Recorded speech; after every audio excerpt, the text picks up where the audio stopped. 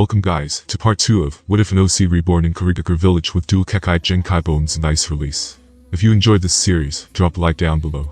It only takes a second, and it's free, and while you are down there hit that subscribe button. Remember to check out the author of this fantastic fanfic. Link in the description. Having said that, let's get into it. Hey Ross, sauce it up.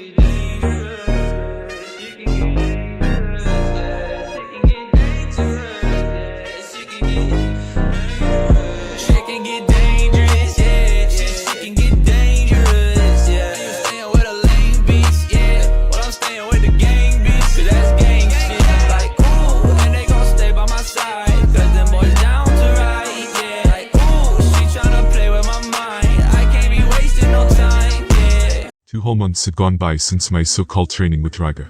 Learning to channel my chakra into lightning was proving a little challenging. So far I had been able to encase kunai and shuriken in lightning-style chakra, but that was it.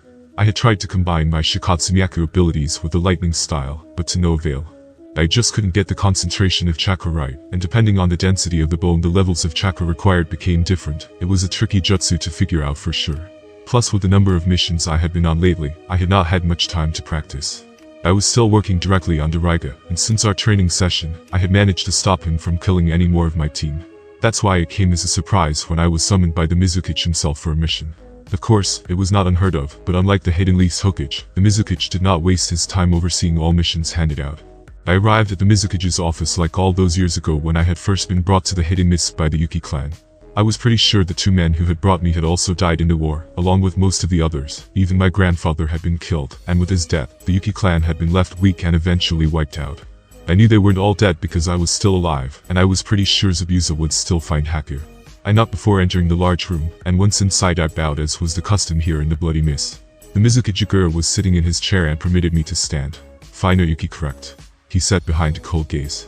I nodded yes, Lord Mizukichi, reporting for duty. Igor stood out of his chair and walked over to his large window. One that had not been there during the rule of the third Mizukichi. "Raiga speaks quite highly of you," he said, leaving a small pause in the air before speaking again. "I don't believe our paths have ever crossed.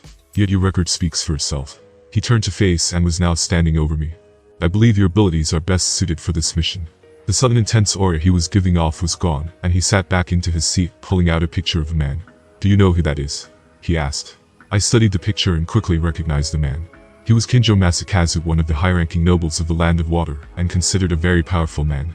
When selected for the Hunter Ninja you were required to know who people like this were among other things. "Yes, his name is Kinjo Masakazu," I said looking back at the Mizukichi. He nodded. "I shouldn't have expected any less from you," he said with a small grin.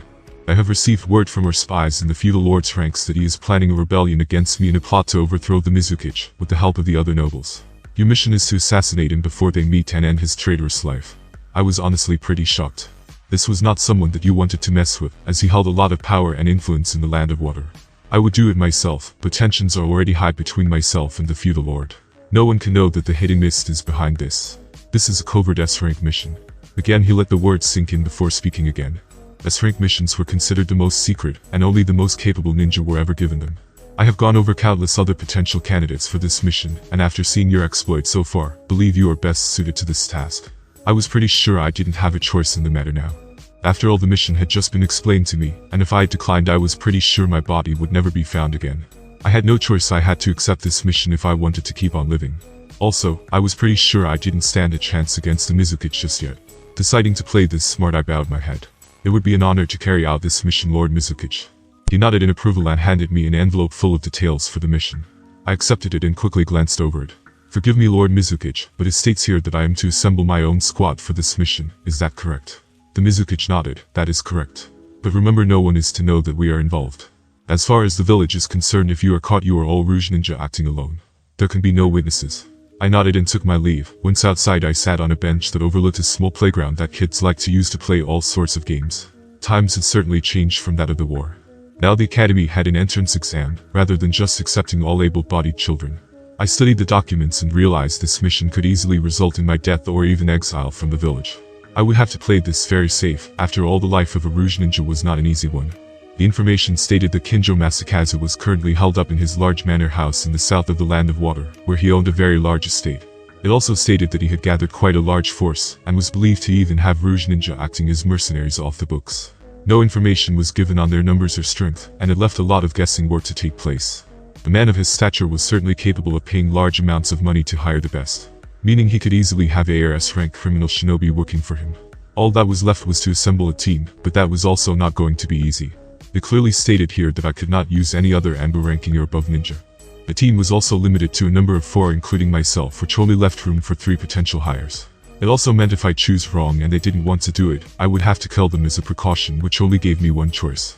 The time limit on the mission was 2 weeks, as that was when the next meeting of all of the lords in the Land of Water was taking place, and it was believed Kinjo Masakazu intended to rally as many of them to his side as possible. Leaving the bench I was sat on, I decided it was time to do some recruiting, and the first person on my list was a man named Toyota Kenzo. He was also one of my subordinates under Raiga, and was currently at Jounin level. He was currently 20 years of age, and had proved to be very level-headed, obeying orders without question. He was about 5 feet 10 inches, and had black hair that he kept slicked back. Since I was his commander, he pretty much had no choice but to accept. I arrived at his address, a large apartment complex in one of the nicer buildings in the hidden mist. I knocked on his door, taking my hunter mask off as I did so he could see my face. He didn't take long to answer and was surprised to see me standing there. At my current age, I was still quite short, only standing at 4 feet and 9 inches. "See, Captain Yuki," he said, surprised. I gave a small nod and a smile. "Hey, Toyota, mind if I come in?" He took a moment but then invited me into his apartment before shutting the door. His surprise was understandable, as it was his day off, and team captains in the hidden mist hardly ever visited their squad members. "To what do I owe the pleasure of your visit, Captain Yuki?" he said, gesturing to a chair for me to sit down.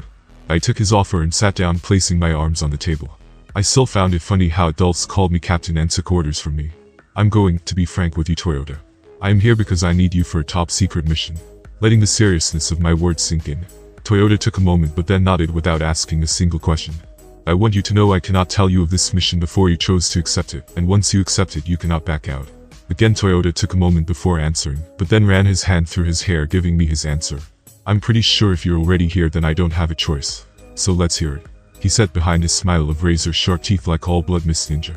I nodded and proceeded to tell him the details of the mission over some tea that he had made. Once I had finished giving him all of the details, I waited for his response. He whistled and then took a sip of his tea before answering. "So Lord Mizuki said that. Then I guess I don't have a choice. When do we move out?" he asked. "I still need to recruit 2 others. Once I have completed that task, I will send word. Until then, gather your equipment and wait for my call." Toyota nodded and I stood to take my leave. "Thanks for the tea," I said as I let myself out and shut the door. That went a lot smoother than I had expected it to, but again, here in the Mist, ninja were trained to obey orders without question from their superiors. That made things a lot easier. The next person on my list was also another member of my squad. Her name was Seino Konami, and she was one of the 2 chunin in my squad. She was current age 17, and the only reason I had considered her was for her ability to use medical ninjutsu, which was rare in the hidden mist. She was pretty and had long blonde hair that she tied back, leaving 2 long bangs to fall over her headband.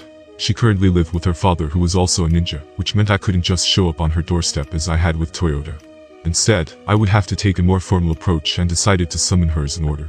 She showed her personalism by arriving at the coordinates early. I had asked her to meet me on the edge of the village by a large tree next to a small tea shop that sold sweets as well. Due to us being on the outskirts of the village, it was never usually that busy, and I had decided it would be a safe meeting location. Also, the sweets were a hidden gem, and I had a pretty bad sugar tooth. I gave her a small nod as I walked over to greet her, and she bowed, taking a knee as she spoke. "You summoned me, Captain Yuki." It wasn't even a question, more of an acceptance. I had forgotten that her being just a chunin and me being an ambu squad captain under the 7 swordsmen was quite a substantial difference in rank. "You can relax, Seino," I said, giving her permission to stand. Even she was taller than me, and it almost made me giggle. "Is everything alright, Captain Yuki?" she asked. I nodded and pointed to the tea shop. "Yes, would you mind joining me?" I asked. She turned to the tea shop a little confused but quickly replied, "Of course not, sir." We walked in and took a table in the back. It was the middle of the afternoon now, and the shop was empty, except for the sweet old lady who owned it. "Would you like some tea or sweets?" "It's on me," I said, passing her a menu. Again she appeared surprised, and again I told her to relax. Once our tea had arrived and decided it was as good a time as any to tell her. "Seino, you may be wondering the reason I have summoned you. Well, I have considered you to join my team for a top secret mission. However, I cannot tell you of the mission before you accept, and once you accept, you cannot back out. Know that the chance of survival of this mission is low, and I understand if you do not wish to accept. The Ice Devil of the Hidden Mist has considered me to be a member of his team for a top secret mission," she said quietly. I wish that people would stop calling me the Ice Devil of the Hidden Mist, but nicknames tended to stick like gum to the bottom of your shoe. I had forgotten just how much of a name I had made for myself here. To some, I was considered a freak of nature, but to others, I was a prodigy and potential threat. Still, my skills had not gone unnoticed, which proved evident by the Mizukichi when he had chosen me for this mission. I accept, she said, gripping her teacup with both hands. I gave it a second as I looked into her eyes and then nodded. Very well then. I proceeded to give her the details of the mission, and also told her why I had chosen her to be a member of the squad. Here in the Hidden Mists, medical ninja were rare, and they didn't provide them on anyway near as many teams that the Hidden Leaf did. I had seen her abilities firsthand on other missions, and was confident we would need her abilities in the coming task. She was also very good with poison, and I was sure I could use that to my advantage. Once I had filled her in on the info, I gave her a second to let it sink in. Even though she seemed nicer than most blood mist ninja, she was still a killer and brainwashed like the rest by the training of the academy. I will not fail you, Lord Mizukichi, Captain Yuki, she said with fierce determination in her eyes. I nodded and told her the same thing as Toyota to wait for my summons and prepare her equipment. Now all that remained was to recruit the last member of my squad. I wished I could recruit Zabuza for this mission, as he would have been perfect, but he was an Anbu captain, and as already stated by the Mizukichi, off limits. That only left me with the choice of the last 3 on my squad. After careful consideration, I decided to choose the final Jounin in my squad. He was currently age 15 and a bit of a loudmouth. He seemed to lack stealth in favor of combat, favoring Kenjutsu, which he was quite skilled at. His superior fighting abilities over the other 2 I had an option to choose made him a clear choice. At the very least, if it came to a full-scale battle, he would be useful. His name was Tsuji Kunimatsu, and for his age, he was very tall, standing at 6 feet. His eyes were as black as his short spiky hair, but with his slender body yet to fill out, you could tell he was still young. I had once fought with him in a battle during the war not long ago before we meet again, him becoming one of my subordinates. Both of his parents had been killed in the war, and he lived by himself, so I decided paying a visit to his home would be easier than summoning him. Taking a stroll through the village en route to my destination, I noticed just how much the village had changed in the years I had been here. More people filled the streets, feeling it was safer to go about their business. Children played with one another, and the general atmosphere seemed better. Still, there were those areas that kids were not safe to play, and where it was generally less safe for civilians. Of course, that is where Tsuji Kunimatsu lived. This area of the village reminded me of a bad council estate from my old world, but more dangerous. I knocked on the door to his small house and waited for him to answer. After some time, I decided to knock again a little louder. I heard you the first time. You impatient fucker, just who the hell do you think, he shouted as he slammed the door open, his sentence suddenly stopping when he saw me. Oh, what the hell do you want? He said with no regard to my rank.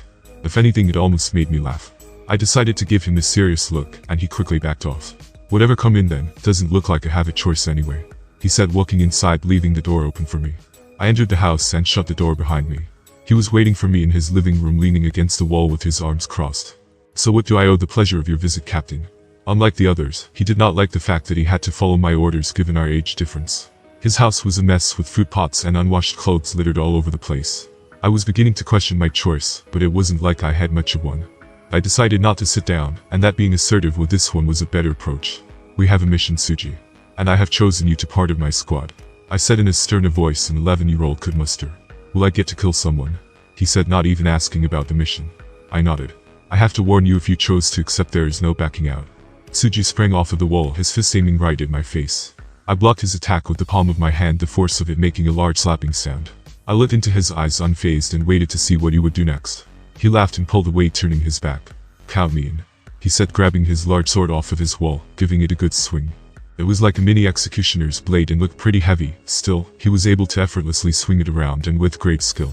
I filled him in on all of the information which he seemed excited about. I then told him the same as the others, that I would contact him soon and to be ready. Once I arrived back at my own apartment, it was a little past 5. I had spent the entire day briefing and recruiting the members of my team for this top secret S-rank mission. I was honestly exhausted but could not afford to rest. I placed the documents out on my kitchen table as I went over them again, committing them to memory before burning them in my sink. There could be no evidence of this mission, and I was pretty sure it had not even been sanctioned by the village, and that it was coming directly from the Mizukichi himself. Even our gear and equipment would not be allowed to tie us to the Hidden Mist, meaning that we would have to buy new equipment from various locations from vendors who sold equipment from other lands. I had never planned an assassination mission before, and had never realized just how much work had to go into the planning of it. Feeling a little stressed, I decided to sit on my bed and meditate for a little, while allowing me to reflect on my choices in this world so far. Still, the question beckoned. What did I wish to accomplish here in this second chance at life? Did I want to make this world a better place? Was it even possible with the chain of events that would happen in the not-too-far future? After all, I couldn't even save my own mother in this world. Even with my power and abilities, I was helpless to save her. As far as I was aware, my presence in this world had yet to change anything. So far everything I had done was just to stay alive and make my own way in this world of death. In the anime, the main characters always had a goal or vision in mind. They always became a hero and achieved their goals. But now that I was living in a world like that, I had to ask if that was possible. I had seen so much death in my 11 years here, and I had even killed people, too many to count. For now, I thought it best to set my sight on a day at a time. The mission came first. If I could not even complete this mission, then I would never be strong enough to help change this world. The next day came swiftly and I decided it was time to summon the team. Just as ordered, they all arrived in civilian clothing, no headband, no hidden mist uniform, and no weapons that would link us to the village. Well, except for Tsuji's sword, of course, but he had refused not to bring it. Now we just looked like a scary bunch of misfits or bandits. The others greeted me with respect, well, all apart from Tsuji, of course, and the time had come to set out. I took a final look at my team, Toyota Kenzo. He was a calm and leveled-headed shinobi willing to carry out orders without question. He was skilled in Taijutsu and specialized in Jinjutsu. Next was Seino Konami. Despite her sweet and innocent looks, she was a skilled medic, and noted for her proficiency in the use of poisons. She was also skilled in the use of projectile weapons, and would be a great support unit. And last was Tsuji Kunimatsu. He is a Taijutsu specialist and favors Kinjutsu. He is a loud and mouthed and impulsive, but his strength and combat abilities make up for that. Alright, time to move out. I shouted as we started our journey out of the Bloody Mist village and into the wilderness. Our first objective had been to purchase equipment that would not link us to the hidden mist. We had traveled to various vendors around the Land of Water as we ventured further south. We wore a camouflage short-sleeve top with a dark-colored shirt over the top, camouflage pants, dark-colored knee-length sandals, and a ragged black cape like a poncho. We donned face masks that pulled up over our mouths and nose to help conceal our appearance, and obviously no headband. I kind of looked like Gozu, who would one day become one of the demon brothers of the mist who flees the village with Zabuza. I was pretty sure I had met them once before, but I couldn't really remember. We did look like a band of mercenaries for hire, and that fit perfectly. This way we would not draw any attention back to the Mizukichi. Don't get me wrong, I had thought about leaving the village many times already. But each time I did, I had to weigh up the consequences. I would be hunted down unless I was part of a powerful organization and have a price put on my head. No other village would take on another's former Anbu member, unless it was to interrogate them, and then dispose of you after. I was kind of stuck in the village hidden in the mist. But if I left now, I would never be able to try and change it. So really I had no choice but to stay and see things out, well, at least for now anyway. We had been walking for days trying our best to blend in so not to draw unwanted attention. Ninja tended to stick out in their uniform, but dressed like this the most we got was a couple of second looks. No one dared take a third glance as Tsuji hated being stared at, and had almost killed more than one person for looking at him too much already. We were quickly approaching the town that Kinjo Masakazu's estate resided in. It was a small but wealthy town as it was located on the island most southwest in the Land of Water, and was the largest seafood exporting village in the south of the Land of Water. Once we arrived in town, I decided it would be good to ask around about the Lord and see what people's thoughts of him were. I ordered the team to split up into twos, sending Tsuji with Seino. At least her friendly looks would counter Tsuji's temper. I paired with Toyota, and the first stop on my list was a tea shop that served sweets. We entered a small tea shop and took a seat. It was quite busy and people here seemed cheerful and full of conversation. A young girl came over to take our order and blushed when Toyota looked at her. He was quite good looking, to be honest, and the ladies seemed to love him. As the girl came back with our order, I decided to ask about Kinjo Masakazu. She looked surprised and then blushed again as she looked at Toyota. Lord Kinjo is a very kind man, everyone in the village thinks very highly of him, and he treats us well. She was quickly rushed away as more customers arrived and she ran off to take their order. I turned to look at Toyota, but he simply sipped his tea. I wasn't sure if he was playing it cool, or if he was just really this laid back. I thought it best not to press the matter, and decided not to ask any more questions about Kinjo Masakazu, and simply eat my sweet bun. Hopefully, the others would have a little more information when we meet up later. After we had finished our tea, we left, making sure not to draw any attention. Luckily for us, the town was used to people passing through thanks to the harbor and shipping lanes. We walked around the corner and into an alley where we had arranged to meet the others. Seems we are early. Toyota said, leaning against the wall. I nodded and decided I would take a little time to explore. Wait here, Toyota, I won't be long. I said as I pulled my cape off and handed it to him. He didn't show any surprise, as I guessed he wouldn't. I dashed across the rooftops, making sure not to have been seen by the villagers, and decided a walk around would be good. I looked like a normal 11-year-old kid to them after all. Walking through the market stalls and stands, people were buying and selling goods of all sorts. Families were walking together smiling, and no one seemed to have a care in the world. It was very different from the hidden mist village, and I had a feeling there was something more going on that I knew. As I walked around the corner, there was a large group of kids playing some sort of game. It reminded me of football, but they were balanced on wooden posts that were sticking out of the ground. 5 people on each team, and from what I could see, you either gained a point by hitting the ball into the opponent's net, or lost a point if you dropped the ball onto the ground. It looked pretty hard, to be honest, and I decided to stick around and watch for a little while. Suddenly one of the kids fell off one of the posts and hurt his foot pretty badly. All the others stopped to check on him, but then started to complain now their numbers were uneven. "Hey, you," one of the kids shouted. I looked around quickly before realizing he was talking to me, and was about to walk off when he grabbed me on the shoulder. "How old are you, kid? Can you play?" the boy asked. He looked around 13 years of age, and he didn't give me a chance to answer. "Hey, this kid is gonna play for us," he shouted over to the others, who started cheering. He turned back to me. "What's your name, kid?" I was so shocked that I didn't speak at first, and he slapped me on the back. "Hey, don't be nervous, it's easy as long as you don't fall off. What'd you say your name was again?" "My name is Fu," I said. It was such a surprise. I had forgotten what it was like to be spoken to without fear or respect. It was like I was just a normal kid about to play a game with some other kids. Before I knew it, I was stood on one of the posts with the others, wondering how this had even happened. "Right, Fu, the aim is to kick the ball into that net over there. You can't use your hands to touch the ball, and if you let it drop to the floor, we'll lose a point. Makes sense?" I nodded, still with a blank look on my face, as I turned to face the enemy team. "Let's have it," one of the other kids shouted. He was quite large for his age, as in fat, but that didn't seem to stop his agility as he kicked the ball hard, sending it flying right for me. It was like the ball was moving in slow motion, and I was still trying to think about how I should approach the situation.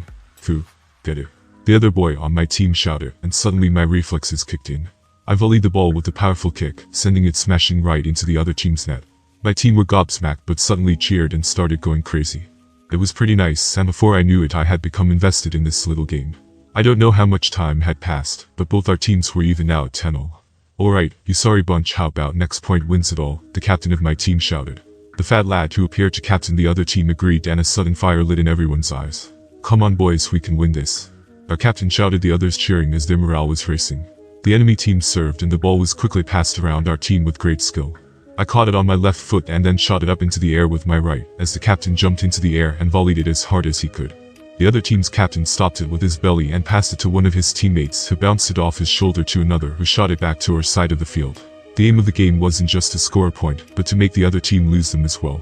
Sometimes by passing the ball at a poor angle to one of the opposing team, it would cause them to drop it and lose a point. Luckily our teammate was able to drop down, still holding onto the post, and kick the ball high into the air. One of our other's players hit it back over to the other side, and the exchange continued for some time.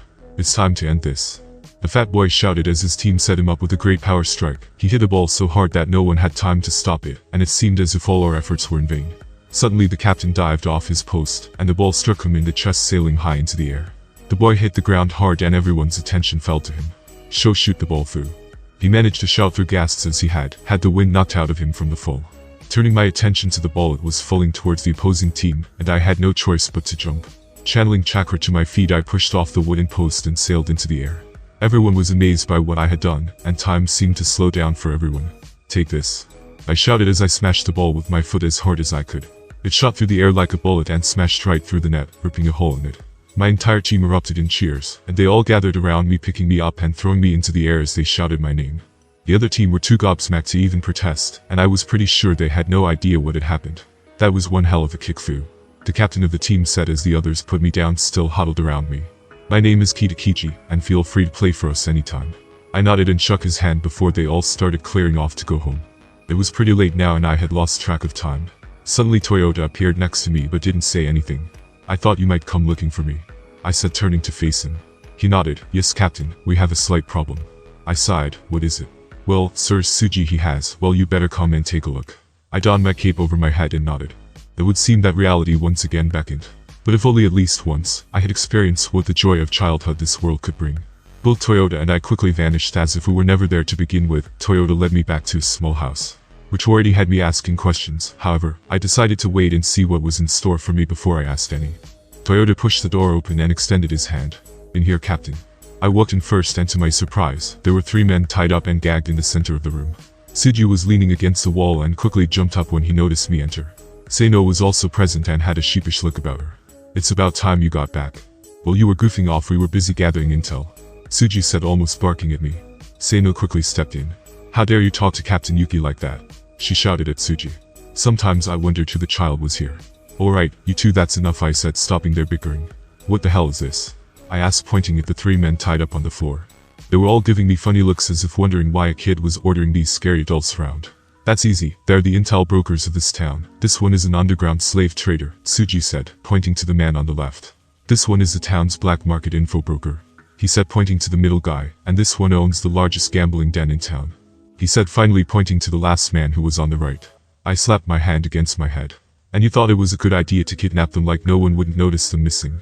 I said, actually a little angry at his careless judgment. Seino was about to say something, but noticed my anger and stayed quiet. Well, you told me to get some info, and I decided to take action, Tsuji said, crossing his arms over his chest. I was starting to get angry over his carelessness, and before I knew it the room started to grow cold as my chakra flared to life. It grew so cold that everyone's breath suddenly became visible, and Seino even took a step backwards. Tsuji, I said, letting his name hang in the almost freezing air that had now spread all around the room. If you ever disobey an order I give you or do anything this stupid without my permission again, I will kill you. He looked like he wanted to speak out, but decided to take the hint and backed off. I let my chakra settle and the warmth returned to the room, and the fearful expression on the three men faded just a little. I turned to Toyota, interrogate them and cast a jinjutsu on them, making them forget this ever happened. He nodded and walked over to the slave trader first. I turned to Seino next. Whose house is this and how long can we stay? She quickly snapped out of her daze and replied, why yes captain, this house is abandoned and currently up for sale. No one is due to visit for at least 3 days. Good, I need you to do something for me, I said as I let out a sigh. She nodded, of course sir, what is it? I put my hands on my hips and gave a small smile. Can you go and get some tea from the tea shop in a takeaway cup for me? She looked taken aback but nodded almost instantly. Why yes captain, right away, she said as she quickly exited the house. I needed some to help calm down. Last I turned to Tsuji. You help Toyota with the interrogation and don't do anything stupid. He didn't look happy, but he joined Toyota nevertheless. Toyota took a quick look at Tsuji and smiled. If I was you I would do as he says. He may look like just a kid, but he's strong enough to hold his own against the 7. There's a reason he's the captain, you know. Tsuji didn't reply for a moment. What makes him so special? He muttered under his breath. Toyota turned to see that I wasn't within hearing range before speaking, and turned back to Tsuji. I take it you know why they call him the Ice Devil of the Mist. Tsuji raised an eyebrow but pretended not to care. You have heard the story right. Whatever, he's a prodigy, right? Tsuji said, annoyed. Toyota laughed a little. You could say that, but I know the real reason. I was there that day. The day he was given the nickname Ice Devil of the Bloody Mist. Tsuji had to admit he was a little intrigued, but tried not to seem so. I don't think I have ever heard the full story. Toyota turned around again, making sure I was out of hearing distance before continuing. It was back during the war. I was still a chunin back then, and was stuck in a huge battle between the Hidden Leaf, Hidden Sand and Hidden Stone. We were on our last legs, with all sides taking massive casualties, our troops suffering the most. It seemed hopeless and I thought I was going to die that very day. Not only Tsuji but even the 3 men were intrigued by the story so far, and so Toyota continued. The leaf had fallen back, but the sand and stone had decided to join together to wipe out our remaining forces. We were outnumbered 100 to 1, and our morale was low. Even our commander had given up hope. That's when he stepped up. He was so small, just another poor child who had been forced onto the front lines by our village. Or so we all thought. The air grew cold, cold enough that even the ground started to freeze around us. That's when he made his move. He charged in heating white bones shooting from his entire body, as he flew through the enemy troop like a whirlwind of death. Anyone that tried to stop him was either impaled or frozen on the spot. As long as I live I will never forget the image implanted in my mind from that day. The devil with white horns on his head whose very feet froze the ground beneath him covered in the blood of our enemies. Tsuji was silent and waited for Toyota to continue. He saved my life that day and the lives of 25 men and women. Single-handedly he took down a combined force of 250 enemy shinobi without so much as a scratch. I later found out that he was 9 years old and a chunin like myself. Not long after that we became a jonin, and by the age of 11 an Anbu captain. Have you ever heard of anyone becoming a captain of Hunter Ninja under one of the 7 at such a young age? Me neither. I walked back into the room and Toyota suddenly went silent. Okay, are we ready to start? I said, pretending not to notice. Toyota nodded. Yes captain, the preparations are ready. I nodded and looked at Tsuji. To my surprise, he nodded also. Yes captain, he said quietly.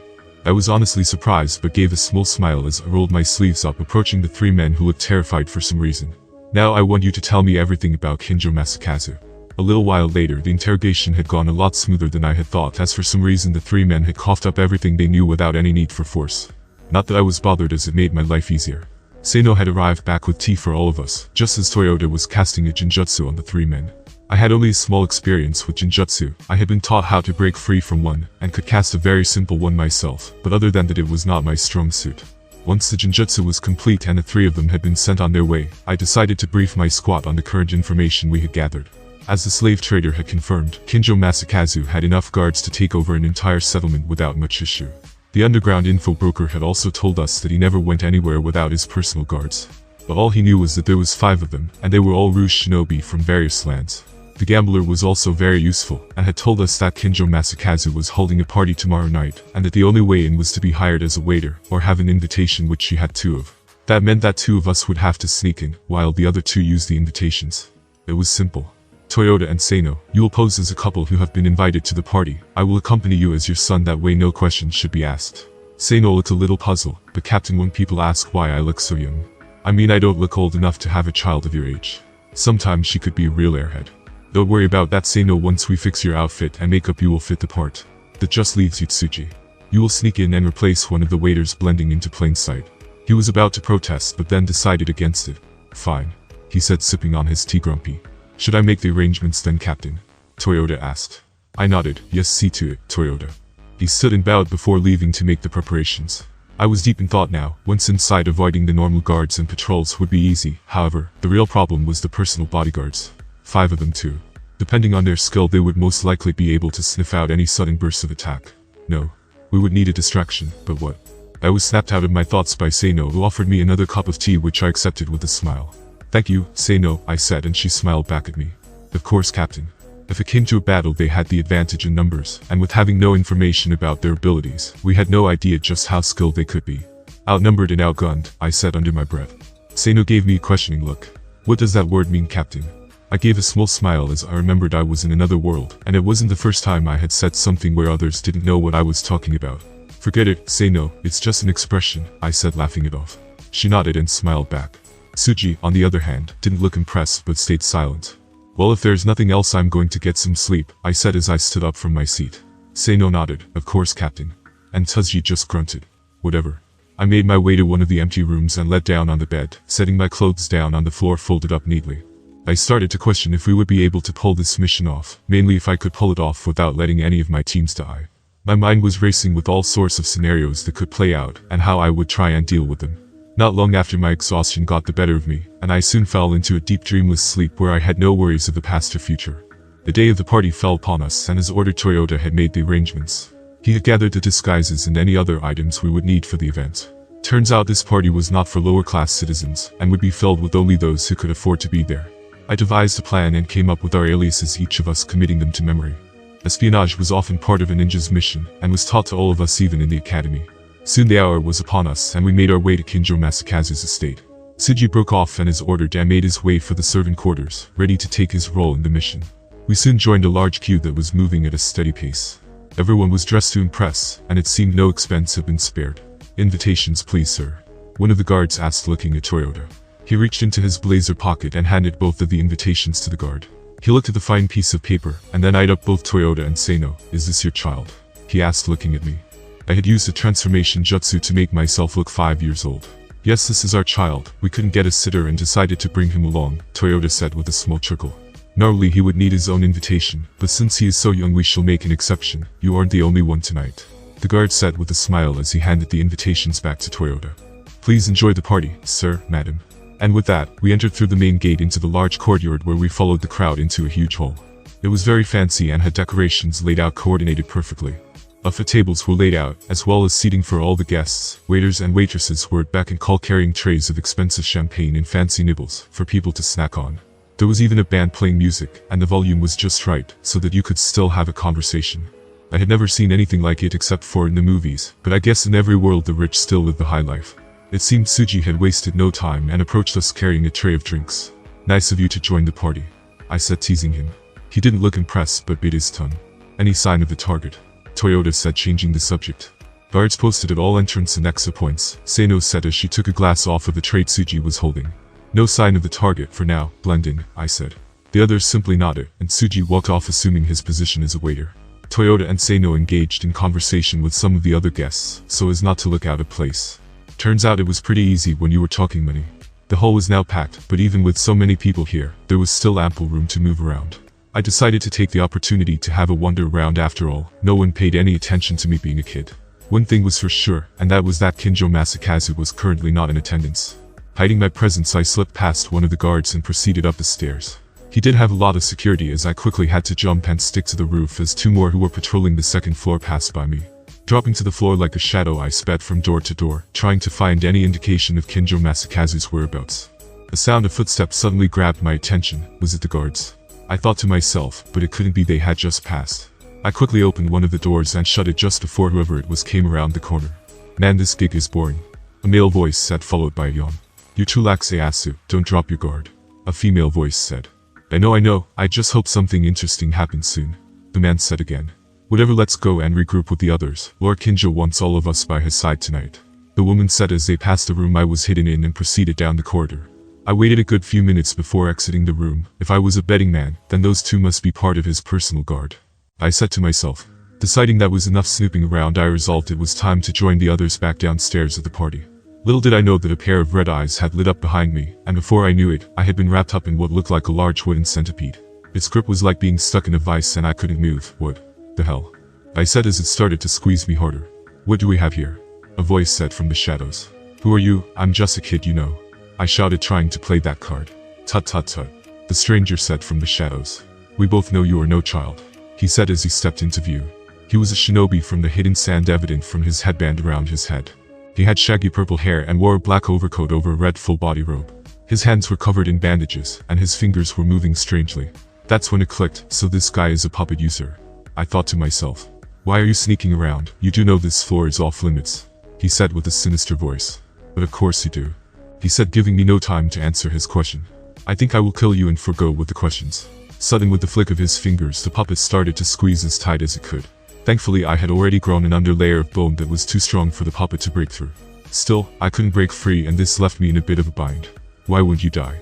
The man said, confused as to why his puppet had failed to crush me. Well, in that case, he said as he flicked his fingers again.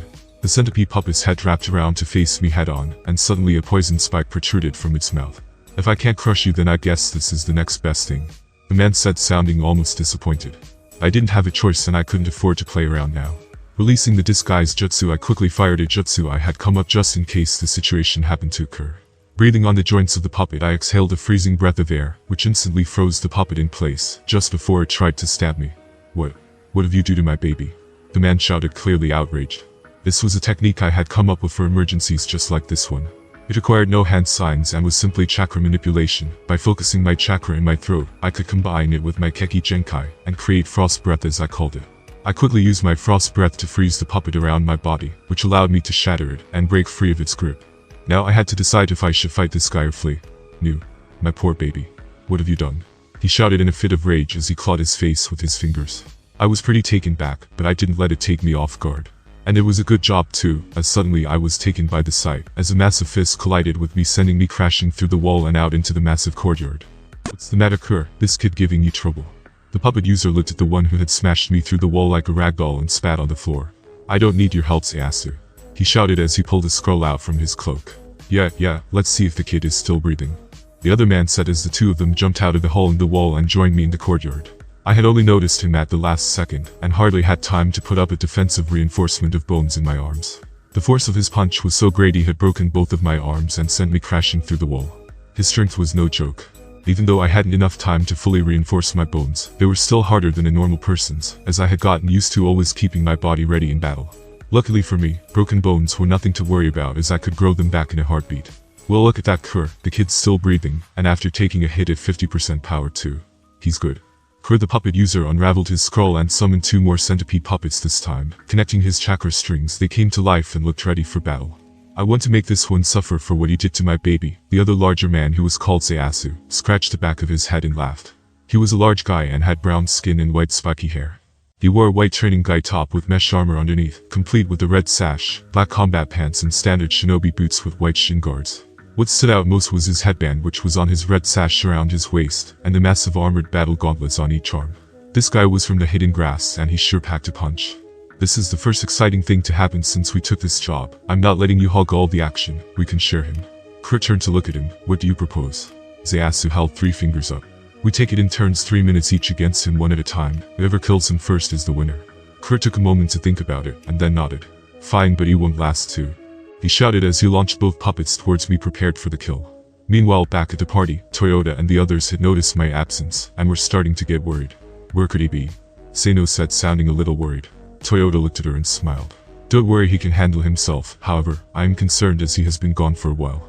Suddenly the band stopped playing, and an announcer spoke up on the microphone, gathering everyone's attention. It is now with great pleasure that I welcome your host for this evening. Please join me in giving a warm welcome to Lord Kinjo Masakazu. The entire room burst into applause as two large doors opened, and the man himself walked out dressed in very expensive robes. He was surrounded by his guards, and he walked to the edge of a platform. The room fell silent as everyone waited for him to speak. Thank you, everybody, for attending this gathering this evening. It is with utmost pleasure that I welcome all of you wonderful people. Please enjoy yourselves, eat, drink, and of course enjoy the festivities. With that, he raised his hand and the band resumed playing, and everyone gave another round of applause. Kinjo started making his way down the steps and joined the party, quickly becoming swarmed with people who wished to greet him. What should we do? Sano asked. Toyota looked at her. For now we do nothing. We either wait for Captain Yuki or wait for an opportunity to present itself. Suju walked over to the pair. Where the hell is Yuki? He said under his breath. We aren't sure. Sano said as she took a glass from his tray, playing her part. I'm going to go and look for him. You two stay here. I won't be long. Toyota and Sano nodded and proceeded to mingle at the party. Kure's puppet centipedes didn't waste any time as they came in for the attack. Each of them was filled to the brim with weapons and gadgets just waiting to be used. Each of them already had poison blades sticking out all over their body. It was a massive pain in the arse as it meant I was forced to dodge them. The blade itself wouldn't be able to penetrate me, but the poison, once through the small layer of skin, would enter my bloodstream. Thankfully I was extremely agile and was able to avoid pretty much all of his attacks while I came up with a plan. Jumping back, I quickly formed the hand signs and counterattacked. Water style, Raging Waves Jutsu. I shouted as I fired a large stream of water out, hitting both of the puppets, pushing them back and soaking them in water. It didn't last long and they quickly broke through back on the offensive. That level of water style won't be enough to stop my babies, Kure shouted. I gave a small grin under my mask as he said it. My goal wasn't to do damage to the puppets with the water style, but to simply get them wet. Now that they were wet, the next step was to freeze them and go on the counterattack, well, as long as that other guy stayed out of it. All I had to do was make contact with the puppet, and I could freeze the thing in an instant. The first centipede started crawling in a rapid circle around me, and fired a massive onslaught of poison kunai at me. I jumped high into the air to avoid the attack, but was quickly met by the second that tried to wrap me up like before. Now was my chance as I flipped midair and slapped my hand on the back of the puppet's wooden body, freezing its soul in seconds.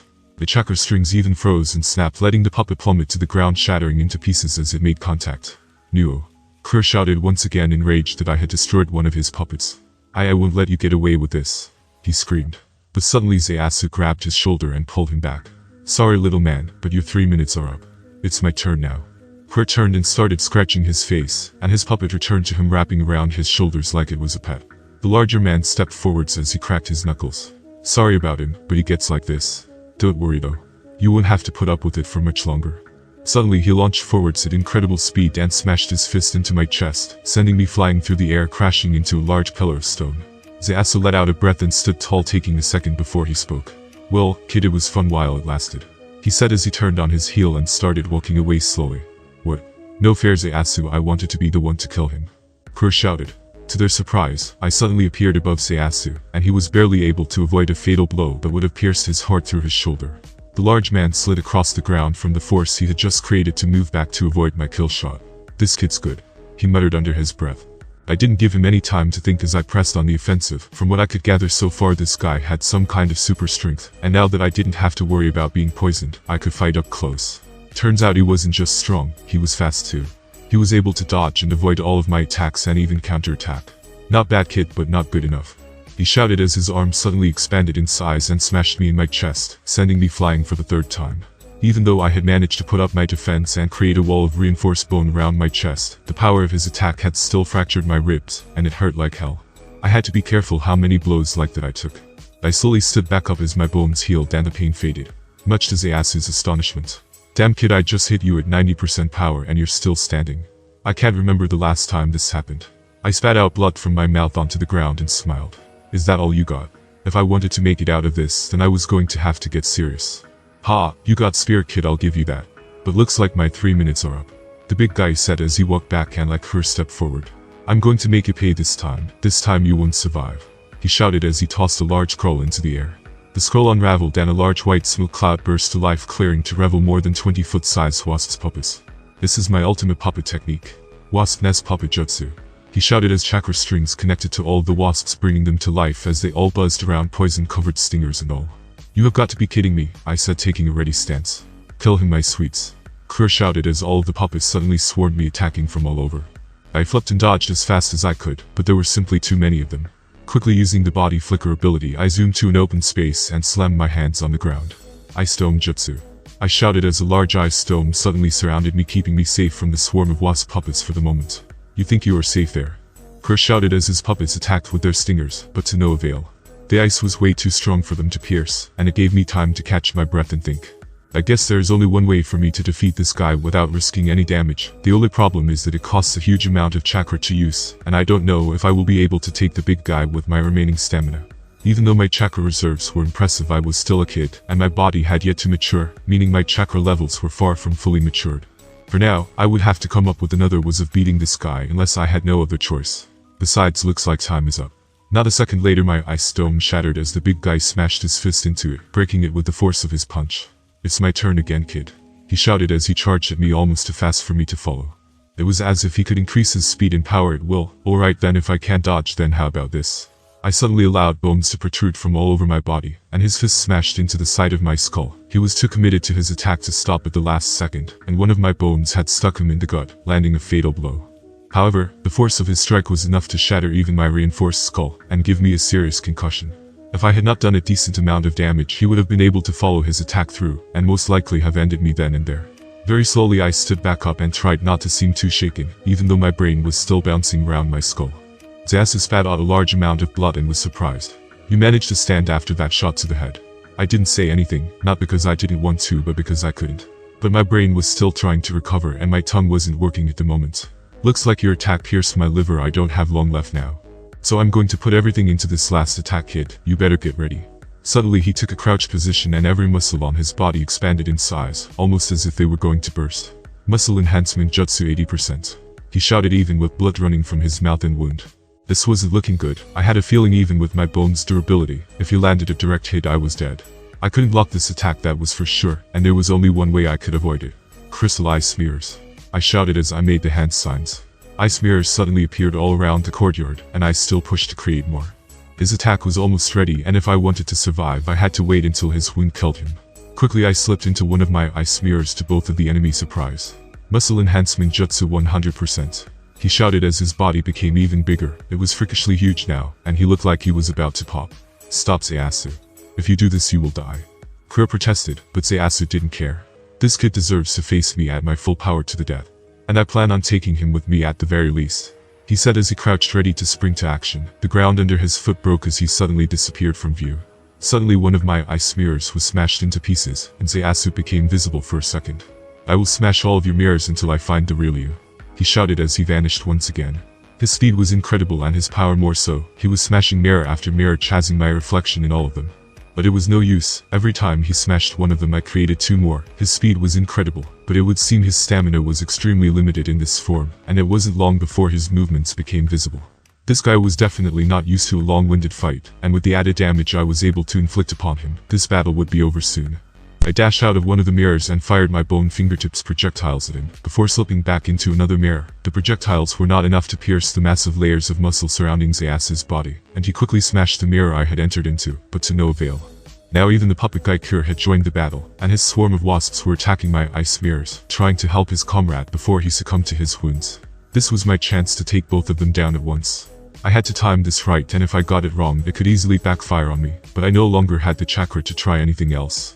Slipping out of one of the mirrors I lured Zayasu to attack me.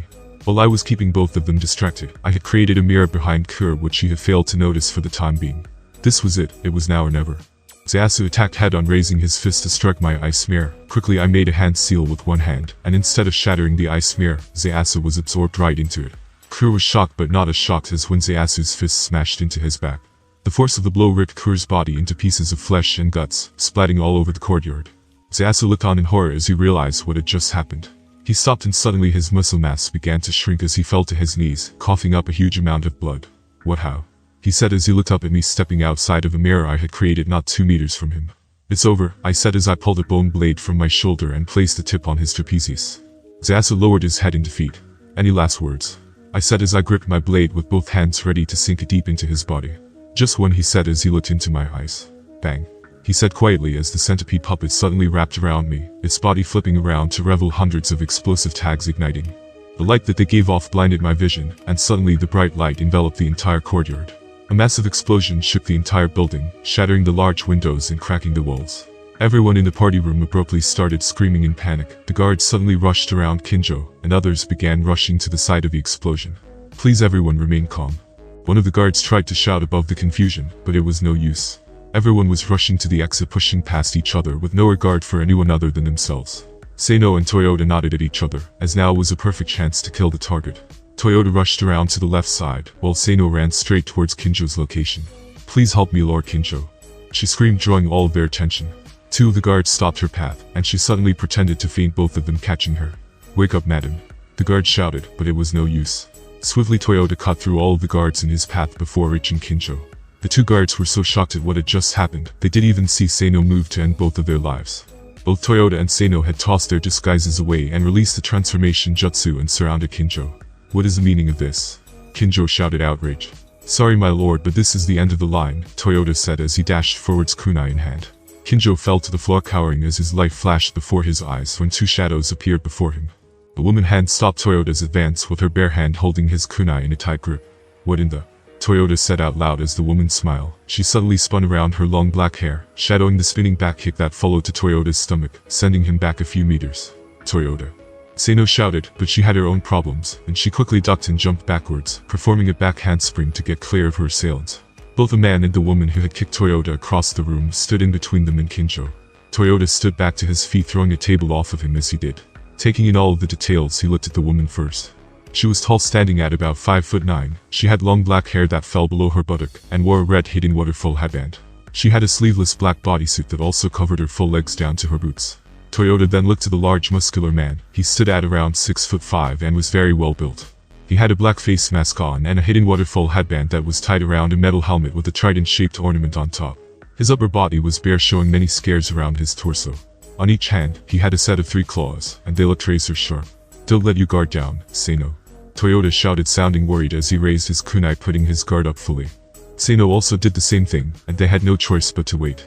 Kinjo stood to his feet, dusting himself off as he did. Well, it's about time you got here.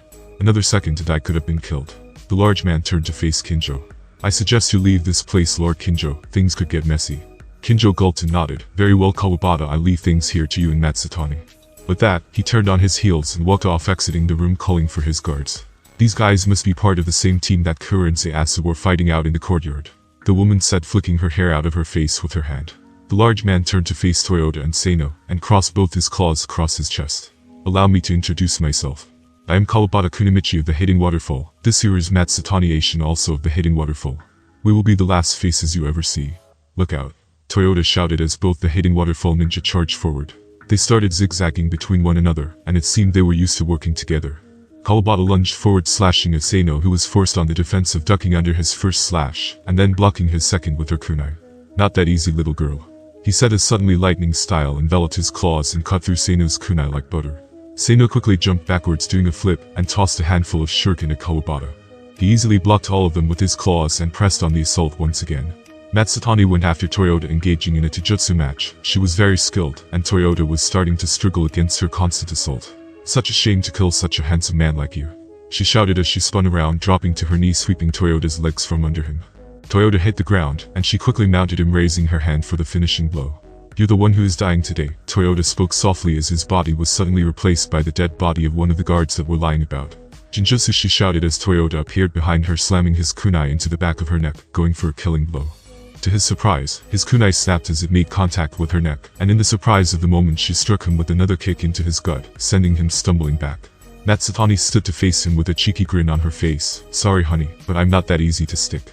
Meanwhile, Seino was doing her best to avoid Kawabata's onslaught, and she was struggling to get any distance from him. Despite his size, he was pretty agile. He launched forward, slashing in all directions, catching her across her back as she tried to flip out of the way. She screamed in pain as she hit the floor hard. Kawabata laughed as he walked over to Seino, picking her up by her neck. You don't stand a chance against me, little girl. Seino couldn't speak as his grip around her throat was too strong. Instead, she dropped a gas canister and forced a smile before it set off. A huge poison fog spread all around the area Seino and Kawabata were battling in, and Kawabata quickly dropped her, dashing out of the fog as fast as he could.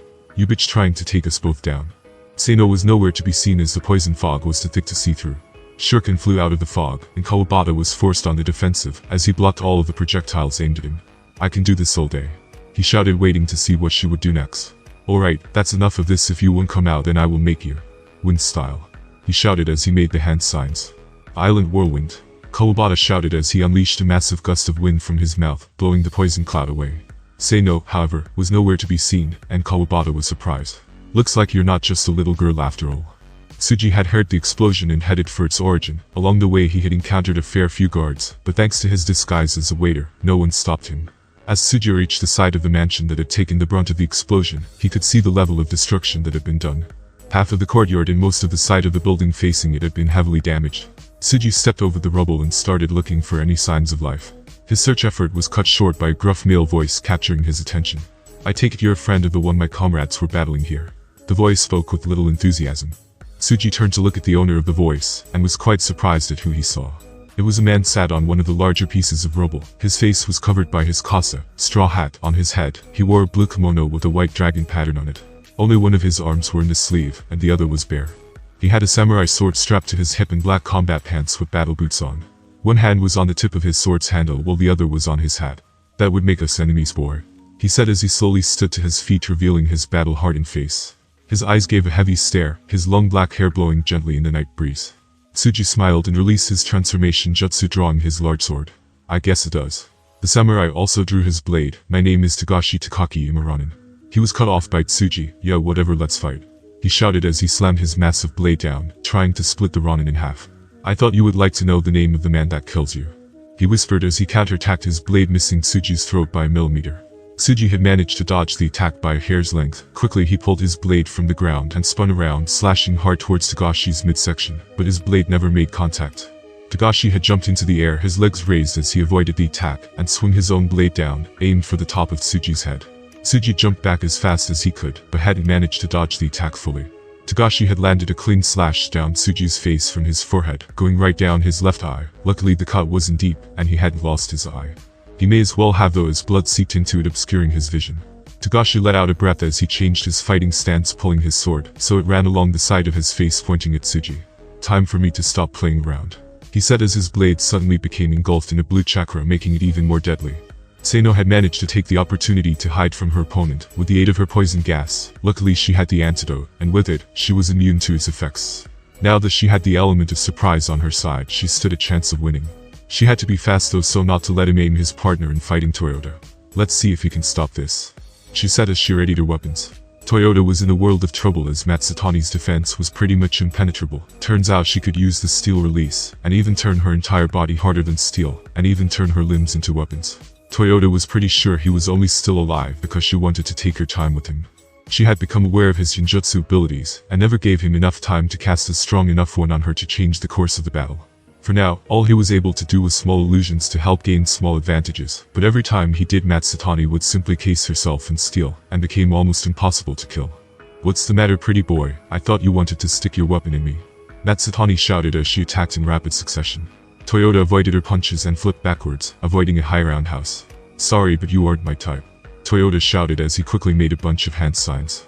Matsutani realized what he was doing and quickly lunged forward, trying to stop his jutsu. I don't think so, she shouted as she ripped her arm right through his midsection. The clone, quit thinking of you, now where is the ray? She was cut off as Toyota spat out blood onto her face. Don't get too excited, honey, I haven't finished my load just yet, he said with a cheeky grin, and he finished his last few hand signs. Why you? She shouted in a fit of rage as she lifted her other hand, turning the edge of it razor sharp, ready to cut Toyota's head off. Her body suddenly stopped and her hand halted just inches away from his head, as his genjutsu had taken full effect. You're mine now, he said as he coughed up a little more blood, pulling her hand out of his body. He fell to one knee and pressed his hand over the wound. Looks like she cut me deeper than I thought. That's enough hide and seek, bitch. Show yourself, Kawabata shouted as he started weaving hand signs. I'll bring down this whole place if it means flushing you out. A sudden storm of shuriken flew towards him, and Kawabata was quickly pressed against the wall as he tried his best to deflect all of them. He only noticed a gas canister land at his feet at the last second, and a shuriken hit him in the shoulder. Dashing out of the poison smoke, he continued to deflect the rain of shuriken that was still flying at him, and he jumped, doing a big flip, landing in a Spider-Man pose. Two kunai wrapped in an explosive tag landed on each side of him and exploded, creating a debris cloud. Kawabata shot out of the smoke high into the air and stuck to the roof with his feet. He blocked another handful of shuriken with only one arm, and then pulled out the one stuck in his shoulder. You think this is enough to take me down? Suddenly Seino appeared right in front of Kawabata, pulling another gas canister pin right in his face. To her surprise though, he didn't retreat and instead stabbed his claws into her chest, landing a vital blow. The shock on her face faded as she lost conciseness and fell to the ground hard. Kawabata quickly jumped down, making sure he was clear of the gas before taking a breath. Looks like your poison is harmless if I don't breath it in. He turned to look over at his teammate and was surprised to see her frozen in place, and Toyota crouched down holding his wound. What the hell is she doing? He said as a sudden jolt of pain radiated from his shoulder. Kawabata grabbed where his wound was and could see that the veins in his arm and shoulder had turned black. She poisoned the shuriken. He said as the poison started to take effect and he fell to his knees, losing the feeling in his legs. In a few minutes your lungs will stop working and you will die, a soft voice said from behind him. He forced himself to turn and look. It was Seino, and even though she was dying herself, she still had a smile on her face. You bitch, Kawabata said in a malicious voice. I'll see you in hell, he finally said before he collapsed to the floor, the poison taking full effect. Seino's last thoughts were starting to fade, and not long after the light left her eyes. Toyota had watched from the sidelines, powerless to stop what had happened to Seino. His wound wasn't looking good, but if he treated it soon it wouldn't become life-threatening. The only problem was that the only medic had just been killed, and all he could do for now was tie a piece of his cape that he had torn off around it. His genjutsu had taken full effect of Matsutani, but it had come at great cost. Toyota had realized he would not be able to beat her without pulling a fast one like that, as it was the only way to trap her in his jutsu. Matsutani's world was black and she could feel nothing. It was as if all of her senses had been blocked, and she had no idea how long she had been there. She screamed for him to face her like a man, but she couldn't even hear her own words. She tried activating her steel-release jutsu to cover her body, but she couldn't feel if it had even worked. She tried to focus on breaking the flow of her chakra, but the genjutsu was too strong to break alone.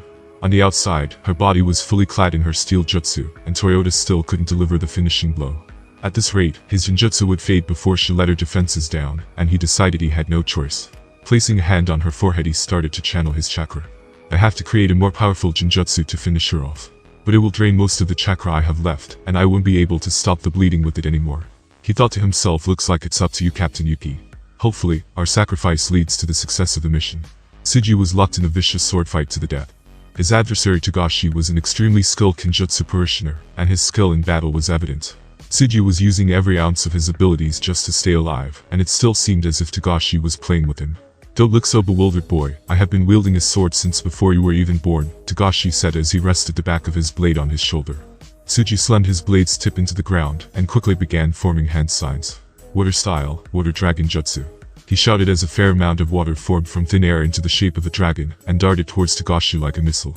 Togashi raised his blade and swung it, releasing a powerful chakra slice, stopping the water dragon in its tracks, soaking the ground in the process.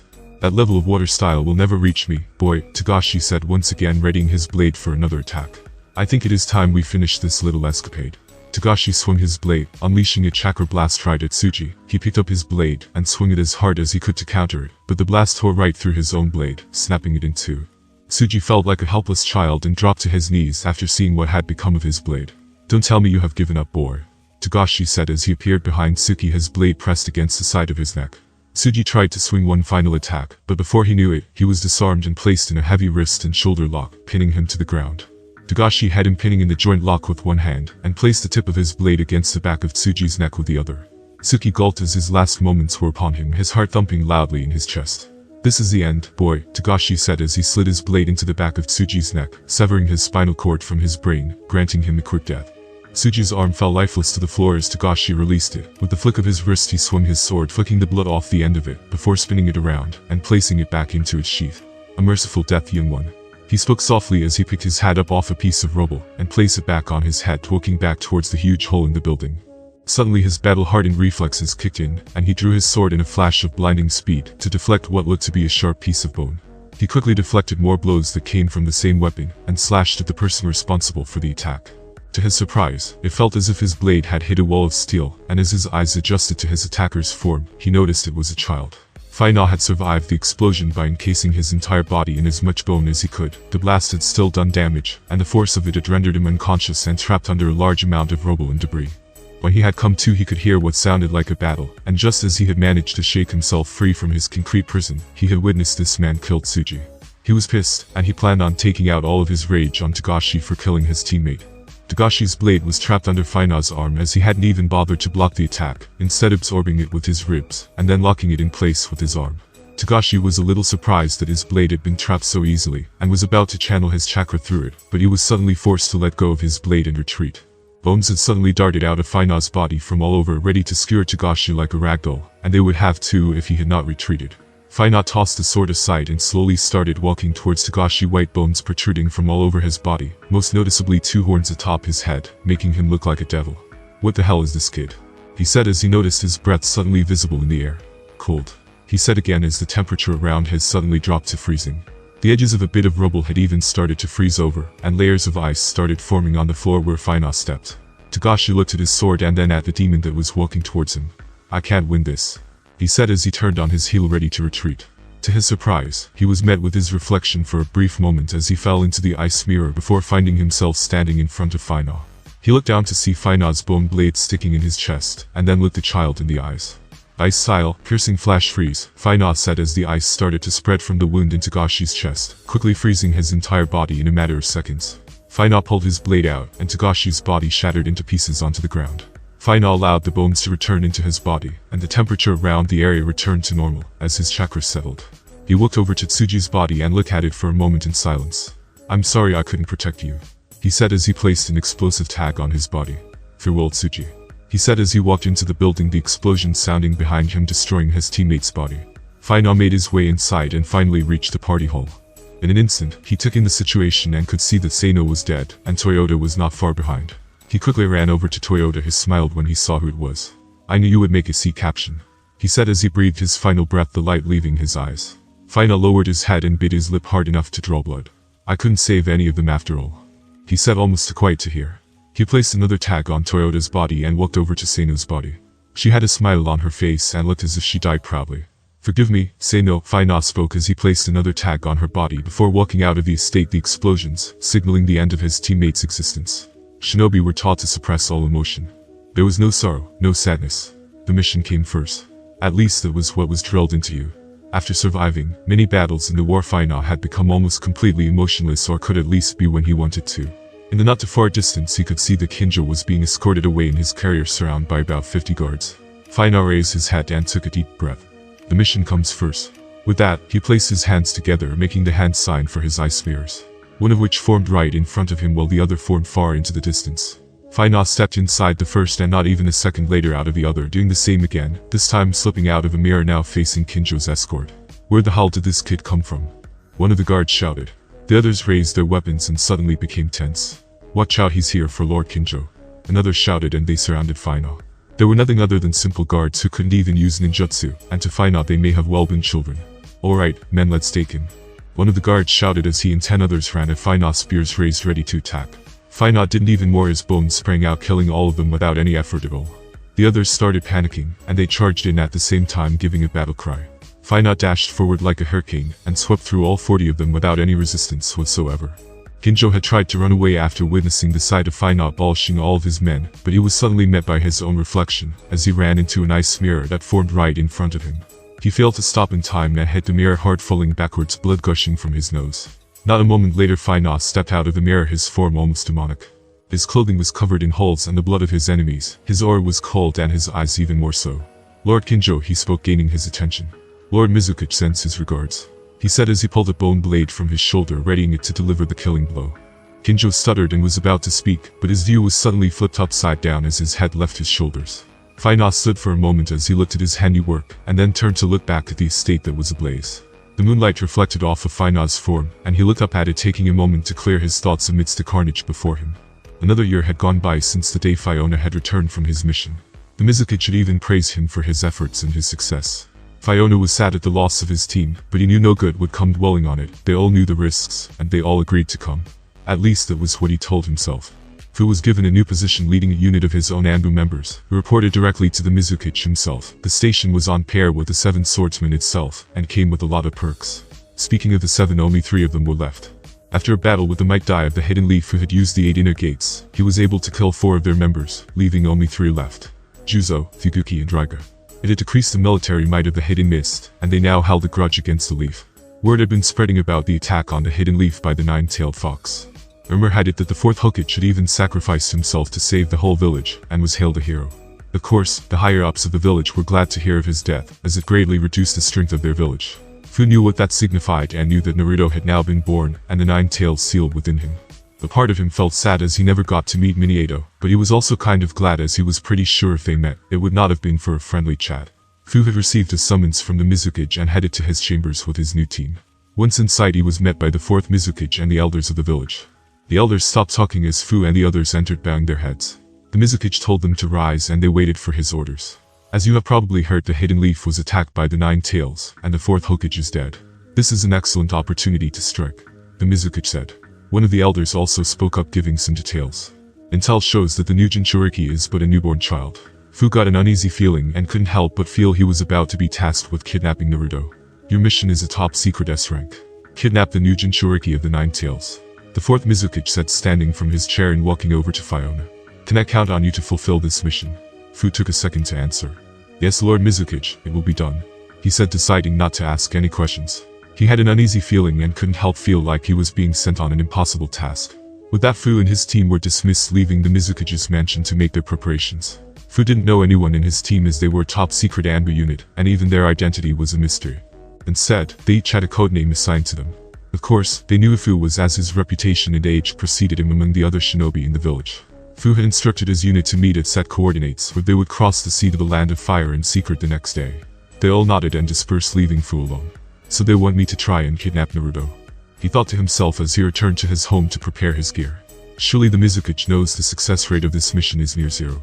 Is he trying to send me to my death again? Fu spoke unobtrusively, reflecting on his last mission given by the Mizukage. He knew he didn't have any option, but was pretty sure the mission would fail. He couldn't risk kidnapping Naruto and changing the path of the world to such a drastic extent. At the same time, he couldn't risk betraying his village as death would most likely follow. No, instead he knew he had to find a reason for this mission to fail, but how? He finished making the preparations and set off, heading for the rendezvous point. Once all team members arrived, they entered a small boat and set sail, crossing the sea towards the land of fire. It was a full day's journey at most, but to do it unseen would take a little longer. The others chatted amongst themselves, and the current topic was the death of the 4th Hokage. I'm sure glad I never faced him in battle, one of them said with a little chuckle. Tell me about it, he was a monster, another said behind his mask. One of the others, who was a woman, spoke up. I saw him in action once back in the war. He was so fast and handsome, she said, the others teasing her, laughing.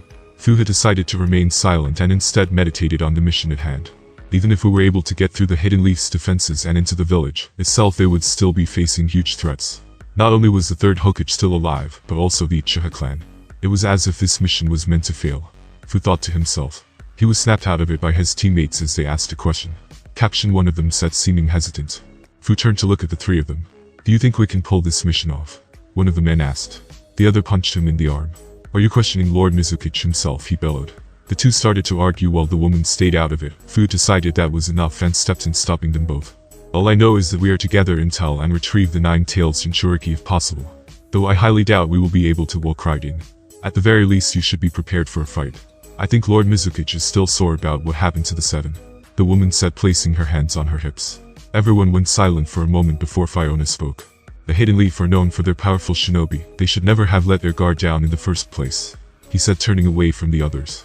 The others were a little shocked by his outburst, and one was about to speak up. However, the other male grabbed his arm and shook his head, knowing it was best not to.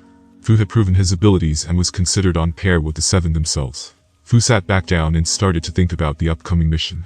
He was pretty sure they wouldn't even be able to step foot in the village. His and the lives of his team were on the line. Do I have to make these decisions again? Do I have to watch as my men die? He said under his breath so the others couldn't hear him. The sun was setting in the distance, and the others were preparing food for their evening meal. Fu made his decision and sat with his new unit to eat. He had not long known them, but he knew he didn't want to see them die. They were forbidden to remove their masks and reveal their identity to anyone other than the Mizukage himself. Therefore, they had to eat by lifting their masks just enough so they could place the food into their mouths. They all ate in silence, and once finished, the woman Wo's codename was Aka, and one of the other men Wo's codename was Murasakino took the first watch. Fu and the other man, whose codename was Midori, hit the hay to get some rest until it was their turn to take watch. Fu's codename was Shiroi, which meant the color white. The others all also meant a color, and Fu had no idea as to why they were named after colors, but decided not to think about it too hard. Before they knew it, the sun had risen and the land of fire was in their view. They docked the boat as they quietly approached the shoreline. It was hidden by a cliff and rocky terrain not ideal for docking, but this way they would remain out of sight. The team assembled around Fu, and they stayed low in the tree line, as Fu pulled out a map of the Land of Fire. Alright squad, listen up. Our current position is here on the edge of the Land of Fire. Given the speed we will be traveling at and adding time for rest, we are about 2 days away from the village hidden in the leaves. It is imperative that we remain under the radar as much as possible. The others nodded as they listened to Fu's plan, and honestly, they were impressed. We will move in Formation B, also known as a zigzag formation. That way we will be harder to ambush. I will take lead followed by Midori, then Aka, and last will be Murasakino. Any questions? He asked as he rolled up the map and placed it in his weapons holder on his hip. The others shook their heads as Fu had covered every detail and left no questions unanswered. Good, let's move out, Fu said as he used the body flicker to disappear and start the journey to the hidden leaf. The others followed suit and assembled in the zigzag formation, keeping the correct distance away from one another in case of an ambush. This tactic allowed them to move quickly but stealthy at the same time, and if ambushed, it also allowed quick reaction time and lessened the casualty rate of the squad due to the large spacing between troops. The squad had traveled for a full day before they stopped to rest, and so far they had encountered no hidden leaf patrols. They set up camp and they all prepared their meals for the evening. Ration bars and food pills were all they could eat as a fire was out of the question, and could give away their position. They had all taken it in turns to keep watch, as the others slept through the night rotating just once each. It was just before the crack of dawn when Fiona had given the orders to move out. It was a smart decision to move out before first light, allowing them to gain more ground hidden in the darkness. They were still a day away from the hidden leaf's borders, and now had to be more careful. The damage from the Nail-Tail's attack could be seen from even this far out. Fu could only imagine how much damage it had done to the village itself, and how many lives were lost. Fu was sure it was a 50-50 whether they had increased border patrols, or whether all units had been gathered in the village to help with the cleanup. Fu felt a sudden jolt run down his spine as he stopped and halted his team. Not a second later a storm of shuriken rained upon them, blocking out the light as they fell from the sky. The other Ambu members drew their weapons as fast as they could. There's too many, Aka shouted, sounding a little panicked. Fiona quickly made the hand signs, and domes of ice formed around him and his teammates, protecting them from the storm of shuriken. Once it was over, the ice shattered and Fu shouted orders. Back to back now. All of them did as they were told, forming a back-to-back formation ready for what came next. A man dressed in the hidden leaf flak jacket with dark pants and a long-sleeved shirt landed on a tree branch overlooking Fu and the others. Well, it seems you were able to defend against my shadow shuriken storm, he said in a gruff voice. The man had dark hair which he wore in a top knot and dark eyes with pronounced tear troughs. Fu also noticed that his arm sleeve was emblazoned with the symbol of the Hidden Leaf Police Force, which meant only one thing. Be on your guard, this guy is a member of the Konoha Police Force, meaning he is an Uchiha, Fu said as he focused his chakra ready for an attack. Suddenly 2 more Konoha shinobi appeared next to the Uchiha. One was a woman who had silver hair and red fang marks down her cheeks. She wore the standard Konoha battle gear, same as the Uchiha. It was obvious she was a member of the Inizuka clan, as she was accompanied by a massive black war dog with scars down his face and on his huge chest. It was a massive black mastiff of some kind, and it looked battle-hardened. Man, you're as fast as always, Ikumi, the woman said as she crossed her arms over her chest, looking down at us with a vicious smile. Well, look what the cat dragged in, she said, her eyes hungry for battle. The large beast of a dog next to her snarled as if saying something itself. The other was a large man that looked kind of plump, almost fat. Fiona recognized that he was a member of the Akimichi clan. He is very robust and wears a samurai-like outfit with the kanji for food on the front of his battle armor. He covers his medium green spiky hair with a Konoha forehead protector that he wore like a bandana. Looks like hidden mist tracker units, he said in a deep voice. Yukumi nodded and crossed his arms over his chest.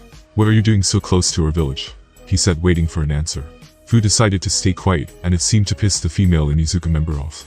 Forget it, Ikumi, let's just finish them right here and drag them back for interrogation. Calm down, Hara, it won't be that easy, you know. The Akimichi clan member spoke. Yukumi, who seemed to be the leader, nodded in agreement with the fat one. Taoju is right, Hara, but still, we cannot let them go any further, he said, his eyes suddenly turning red as he activated his Sharingan. Don't look into his eyes no matter what, Fu shouted to his team, stressing the matter. The others felt tense at the fact their captain seemed stressed himself. Fu had a lot of quick thinking to do. Not only did he quickly have to weigh up the enemy's strengths and abilities, but his own squads, deciding who was best suited to take on who. Fu had read each file about each member of his squad, and knew all of their strengths and weaknesses. Now he had to decide what to do with them. Aka, who was the sole female of the group, was skilled in ninjutsu, mainly water style. She was a long-distance combat expert, and wouldn't fare well against any of the Hidden Leaf forces in front of them. Next was Murasakino, who was a large, well-built man, his strengths lying in Taijutsu and Kinjutsu, taking advantage of his physical strength. He was also well-versatile in earth style and water style. He was best suited to take on the Akimichi guy, as his abilities were mostly physical. Last was Midori, who was the other male in Fu's unit. He was an all-rounder and didn't specialize in any area, but was more a jack of all trades. That made him best suited to take on the Onizuka, and her warhound Fu would also have Aka support him from the back, as Fu had a bad feeling about her ninja hound. He looked pretty strong. That left the Uchiha and Fiona himself. Truth be told, he had wanted to see just how strong the Uchiha were, and wanted to fight this guy one-on-one to test his abilities against the famed Sharingan. Alright, listen up you lot, Fu shouted, gaining the attention of his squad. Aka and Midori will take the woman and hound. Aka, you support Midori from the rear, and try and keep the Ninken separated from its master. Your Asakino, you take the fat one from the Akamichi and watch out, he will be very strong. He finished taking a breath. But Captain, what about you? Aka asked. I'll handle the Uchiha by myself. Now get ready, he said, lowering his stance. Now, he shouted as he rushed towards his adversary ready for battle. Fu locked into a kunai clash with the Uchiha, making sure to only look at his chest and not his face. You're young for a blood misstandard kid, Yukumi said as he was surprised by Fu's strength.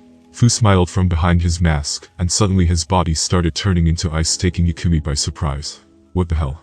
He shouted as his Sharingan spotted that it was an ice clone. Fu has secretly allowed one of his ice clones to lead the squad the whole time, while he kept well at the back, just in case something like this happened. Boom. The ice clone suddenly exploded and razor-sharp icicles shot out in all directions. Yukumi, with the use of his Sharingan, was about to jump out of the way at the last second, and deflect all the projectiles that came his way. He landed smoothly on a large tree branch, and suddenly Fu was on him, pressing the attack. Yukumi was only still alive, thanks to his Sharingan, as Fu was spinning and attacking with bones that suddenly sprouted from every area of his body, and then suddenly disappeared just as fast. It was almost too much to keep track of, but Yukumi was able to pull it off. He blocked and dodged with supreme skill, Fu's attacks only grazing him at most, as he struggled to land a blow. Thanks to his fighting style, though, Yukumi was unable to counterattack with Taijutsu, and he used a body flicker to gain some distance as he started forming hand signs. Fire style, Fireball Jutsu, he shouted as he unleashed a large ball of fire heading right towards Fiona. He was expecting as much, as he already knew that the Uchiha were well versed in fire style. Forming his own hand signs, he quickly raised a huge wall of water to protect from the fireball. Water style water wall, he shouted as the amount of water became greater and extinguished the fire style with ease. That's not all, water style giant vortex jutsu, Fiona shouted as he formed the hand signs with the utmost speed and skill. Yukumi landed back down on a tree branch and could see Fiona making the hand signs rapidly. I have to counter it or I'm done for, he shouted as he started quickly forming his hand signs. Earth style, mud wall, he shouted as he flipped backwards, landing on the ground and slamming his hands down. The wall of solid earth erected out of the ground just in time to protect him from the massive water style that Fiona had unleashed. Meanwhile, Aka and Midori had charged into battle with the Onizuka, and her Ninken Midori had taken the lead, while Aka stayed at the back to help support him. Hidden mist jutsu, she shouted as she made the signs, allowing the mist to cover the area they were doing battle in. The Onizuka woman smiled. You see that, Rimkin? They think if we can't see them, we can't find them. Let's show them what we are made of, she shouted as she kneeled down onto all fours. The large dog barked as it did the same, baring its large fangs. Ninja art of beast mimicry, all fours jutsu, she shouted as her chakra became wilder, her teeth grew sharp and her nails turned into claws. Now Rimkin, let's go, she shouted as she suddenly disappeared from view. Aka had lost track of both her and the Ninken, and placed her back against a large tree for cover. Where in the hell did they go? She said quietly to herself. She spotted a red glow through the mist and ducked at the last second. It was Rimkin. He had charged through the mist at high speed and gone for the kill with his massive fangs. Aka had avoided the blow, and the tree that Rimkin sank his chakra-enhanced bite into was toppling over. The force of it slamming against the ground caused the mist to disperse, and all was visible again. Rimkin was back on the attack and growled as it circled Aka with vicious intent. Did you really think we couldn't find you in that mist? Our sense of smell is well beyond that of what your pitiful mist can hide, Hara said as she slashed Aka in the back with her razor-sharp nails. Rimkin darted in for the attack from the other side to finish her, but Midori appeared in front of the beast, blocking its bite with his sword. To his surprise, he was being pushed back by the Ninken's strength and turned to Aka now. He shouted, quickly turning back to the Ninken that was gained ground on him. Right. Water style. She was cut off as Hara suddenly darted back, hitting Aka again, knocking her to the ground, and darting off again. I don't think so, bitch, she shouted as she vanished once more. She was using standard hit and run tactics, taking advantage of her speed. The Ninken snapped Midori's sword and sank his fangs into his shoulder, getting a loud scream. Suddenly Midori burst into white smoke, his shadow clone undoing from the damage from the Ninken. Rimkin growled and quickly jumped high into the air, avoiding a jumping slash attack from Midori, who quickly rushed to Aka, picking her up and rushing off, trying to gain some ground. Come on Aka, wake up, I can't beat these two alone, he shouted as he carried her unconscious body further into the forest. Fang over fang. Suddenly a rapid body of rotating razor-sharp fangs and claws zoomed past Midori, clipping his arm, causing him to drop Aka. Shit, he shouted as he turned around, ready for the second attack that was incoming. He pulled out 4 shurikens and infused them with lightning-style chakra, quickly tossing them into the ground to form the corners of a square. "You fell for it," he shouted as he quickly made the hand signs. Lightning-style lighting box. As Hara and Rimkin spun into the square using the fang over fang, they were suddenly encased in a lighting field that formed a box trapping them. Failing to stop in time, they hit the barrier, and were both electrocuted and slammed to the ground hard. Hara had taken a hard hit and couldn't move for the moment, while Rimkin was already up and was glaring at Midori. "It's over, there is no escape from this jutsu. If you touch the barrier you will be fried," Midori said as he walked over to Aka, who was slowly getting up. "You okay?" he asked as he helped her up. She looked at him and nodded. "Yeah, I'm okay, thanks." Rimkin suddenly jumped at the barrier wall, and the lightning started zapping the beast with all its power. "I'll say that much, sure is strong." He was cut off as the Ninken broke through the lightning barrier and charged right for him, its massive chakra-enhanced fangs ready for the kill. "Look out." Murasakino was currently locked in a contest of strength with the Akimichi. Both of their hands and fingers were locked in a power struggle, both trying to gain ground on the other. "Give it up, fat boy," Murasakino shouted, trying to taunt his opponent. The Akimichi member suddenly went red in the face as he lost his concentration for a second. That was all Murasakino needed though. He smashed his knee into Taoju's gut, knocking the wind out of him. "Earth-style stone fist," he shouted as he smashed his fist that was reinforced by earth-style chakra into Taoju's face, sending him flying through the air, smashing into a tree hard. "Ha! Is that all you got?" Murasakino said as he cracked his knuckles. Taoju pulled himself out of the tree he had been stuck in and spat blood onto the floor. "You'll pay for that," he shouted. "Expansion jutsu," Taoju shouted as both his arms and legs grew very large. He lunged rapid towards Murasakino and slammed one of his huge fists into him. Murasakino had crossed both his arms across his body to try and block the attack, but the force was too great, and he was sent flying through the air, crashing into the ground and skidding along it. He didn't have much time to react as Taoju was on him again, using his massive legs to increase his jumping power, and then attacking with the power of his arms. It was surprisingly effective. Murasakino rolled out of the way, the shockwave of the blow smashing the ground he was just let on. He quickly punched both hands into the soft ground, pulling them back out covered in solid earth and rock. "Earth-style stone gauntlets jutsu," he said as he pulled his arm back, smashing his fist against Taoju's fist, evening the playing field. The two of them exchanging blow for blow, their fists clashing against each other in a vicious contest of strength. Taoju's fists were battered and bleeding after clashing with the solid stone gauntlets around Murasakino's fists. Thanks to the chakra enhancement, they were as strong as steel, and Taoju of the Akimichi clan had yet to put a scratch on them, and Murasakino pressed his advantage, landing a huge body hook to the liver, stunning Taoju, and then following through with a big right hand to the face, sending him flying through the air. Taoju hit the ground hard and bounced, rolling like a ragdoll, until he was able to stop on his hands and knees. He couched up blood from the body shot, and was pretty sure his liver had been ruptured from the blow. "I only have one chance left or it's over," he said, breathing heavily. Murasakino walked over, slowly banging his stone fists together. "Looks like you're finished, fat boy," he said mockingly. Taoju exhaled hard and spat out more blood onto the ground. "It's not over," he mumbled. "What was that, fat boy?" Murasakino said, not quite hearing him. "I said it's not over. Super expansion jutsu," he screamed at the top of his lungs as he slapped his hands together, focusing all his chakra, suddenly growing into a giant towering over even the trees in the forest. Murasakino was knocked back by the force of his chakra alone, and was forced to look up in fear, as his giant opponent stood before him, cocking his fist ready to smash it into his opponent with all his might. Murasakino was unable to dodge the blow, and the force of it crushed him, breaking every bone in his body, killing him instantly. The shock wave of the blow smashed a huge crater into the ground and unearthed trees, sending them scattering into the distance. The force of the blow even interrupted Fiona's battle with Ikumi Uchiha, sending both of them flying through the air. Fu was headed for a large tree, and quickly formed an ice mirror to catch him, and then slip out onto the ground to safety. Ikumi was not so lucky, and was forced to pull out a grappling hook, and attach it to a thick tree trunk, until the shockwave passed. "Looks like Taoju finished things off over there," Ikumi said as he recovered, turning to find Fiona standing in front of him. Fiona made a single hand sign, and ice mirrors formed around them both like a dome, caging the two inside. "This is the end for you, Uchiha. Not even your Sharingan will protect you from this jutsu," Fiona said as he slipped into one of the mirrors, his reflection appearing in all of them. Ikumi took a defensive position with his kunai raised, his eyes flickering from mirror to mirror, trying to work out where the real one was. "This kid's abilities are too strong for me to take on alone," he thought as he suddenly saw movement. Out of each mirror, a clone of Fiona appeared surrounding Ikumi. "These are solid clones. What the hell is this kid planning?" he said as his Sharingan noticed the unstable chakra inside each of them, like the one that exploded on him. "It's no use, you can't escape from this jutsu," Fiona said, his voice echoing around the ice prison. "This jutsu will use a large amount of chakra, but it is the only way I can defeat him quickly," Fu said to himself.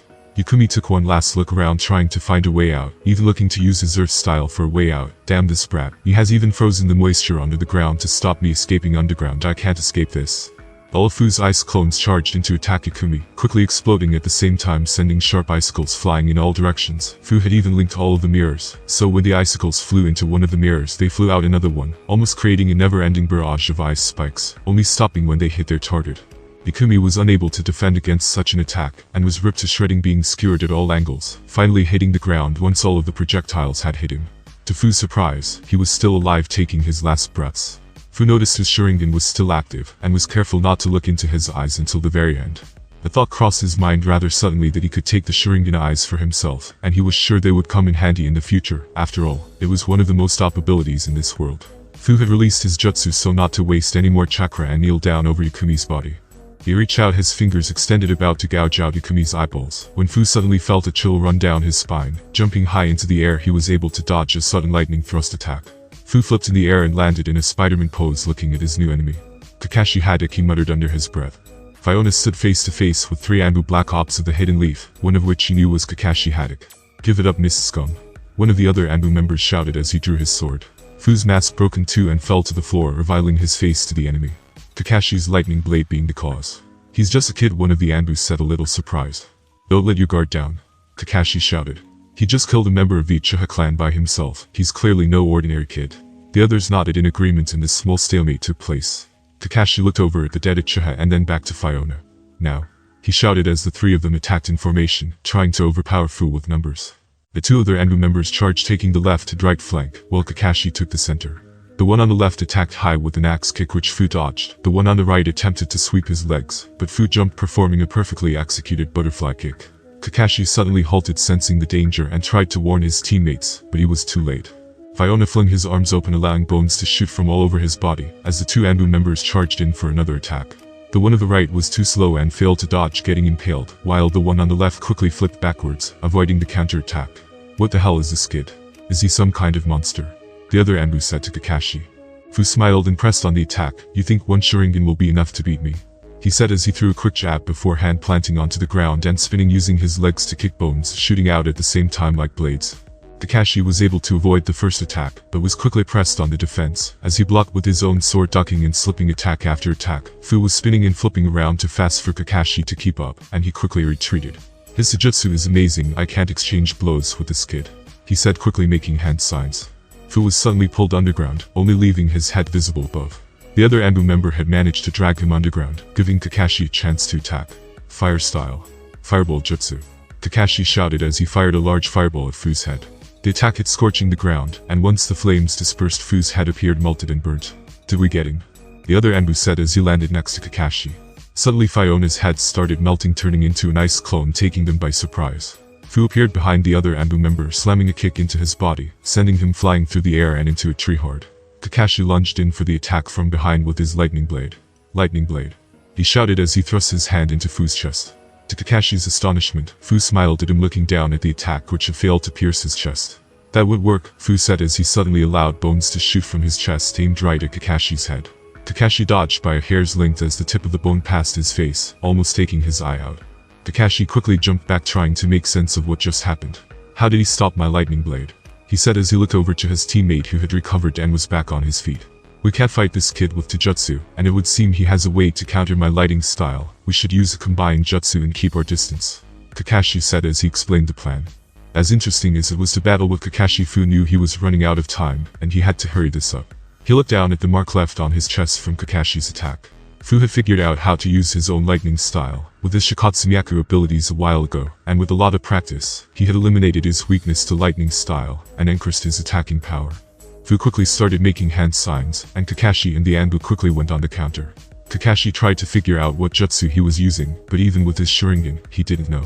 "Don't tell me he has 2 KekkaiGenkai," he said, realizing if he couldn't copy it, that was the reason why. "Ice spear jutsu," Fu said as the air around him turned cold, and a dozen large spears made of ice formed from the moisture in the air. "Look out," Kakashi shouted as Fu unleashed the spears in a massive fury. Kakashi was able to dodge the first shot, but his teammate was struck the ice, freezing him, instantly killing him. Kakashi quickly took shelter behind a large tree. He was breathing heavily now as he tried to come up with a plan. Fu suddenly appeared above him, letting the ice spears that were floating around him fly. Kakashi flipped backwards, springing off his hands, avoiding the attacks, each of them freezing whatever they hit. Cornered and out of options, he summoned lightning into both of his hands, and used it to deflect the final 2 spears, shattering them. Fu quickly appeared behind Kakashi in an instant. He's so fast. Kakashi shouted as he swiped with his lighting blade. Fu ducked under the attack and then stopped Kakashi's other arm with a bone blade, enhanced with his own lightning style. For a moment their eyes locked and Fu smiled. Quickly he started making hand signs with one hand before inhaling a large amount of air. Hand signs with one hand, Kakashi shouted as he jumped backwards on the defense. Wind style, raging gust jutsu. Fiona shouted as he unleashed a massive wind blast from his mouth hitting Kakashi, sending him smashing into a tree hard. Kakashi slid down to the ground pulling himself together at the last second to break his fall. I can't beat this kid, he said as he struggled to catch his breath. Fu walked over to him but kept his distance. It was Kakashi he was fighting after all, and even though it seemed he had won, he wouldn't let his guard down. He was right not to as Kakashi suddenly burst into white smoke leaving a log. Substitution, Fu said with a smile as he turned around looking for any signs of him. That's when it hit him. He had looked into his Sharingan eye in the heat of the moment. How could I be so stupid? He thought to himself as he clasped his hands together, focusing as hard as he could. Closing his eyes, he focused on breaking his flow of chakra, which was easier said than done. Fu was able to pull it off and opened his eyes at the last second, seeing Kakashi speeding towards him like a bullet with his lightning blade in both hands. Lightning cutter. Kakashi screamed, extending both of his arms aiming to slash Fiona in half. At the absolute last second, Fu was able to sprout bones from his body that interlocked with each other, forming a kind of armor protecting his entire upper body. Kakashi's attack knocked him flying through the air from the force alone, but thanks to his quick reflexes, his Shikatsu body armor increased with lightning-style chakra had held its ground. Fiona flipped through the air, landing on the ground with a smile on his face. He stood up slowly and looked at Kakashi, who was out of breath and low on chakra now. This kid only looks a few years younger than me, yet he's so strong, Kakashi thought as he struggled to catch his breath. As much as I would love to continue this battle, I don't have time. I hope we meet again, Kakashi of the Sharingan, Fu said as he raised his arm and made the hand sign. Hidden mist jutsu, he said as the mist enveloped him and the surrounding area, allowing him to disappear without a trace.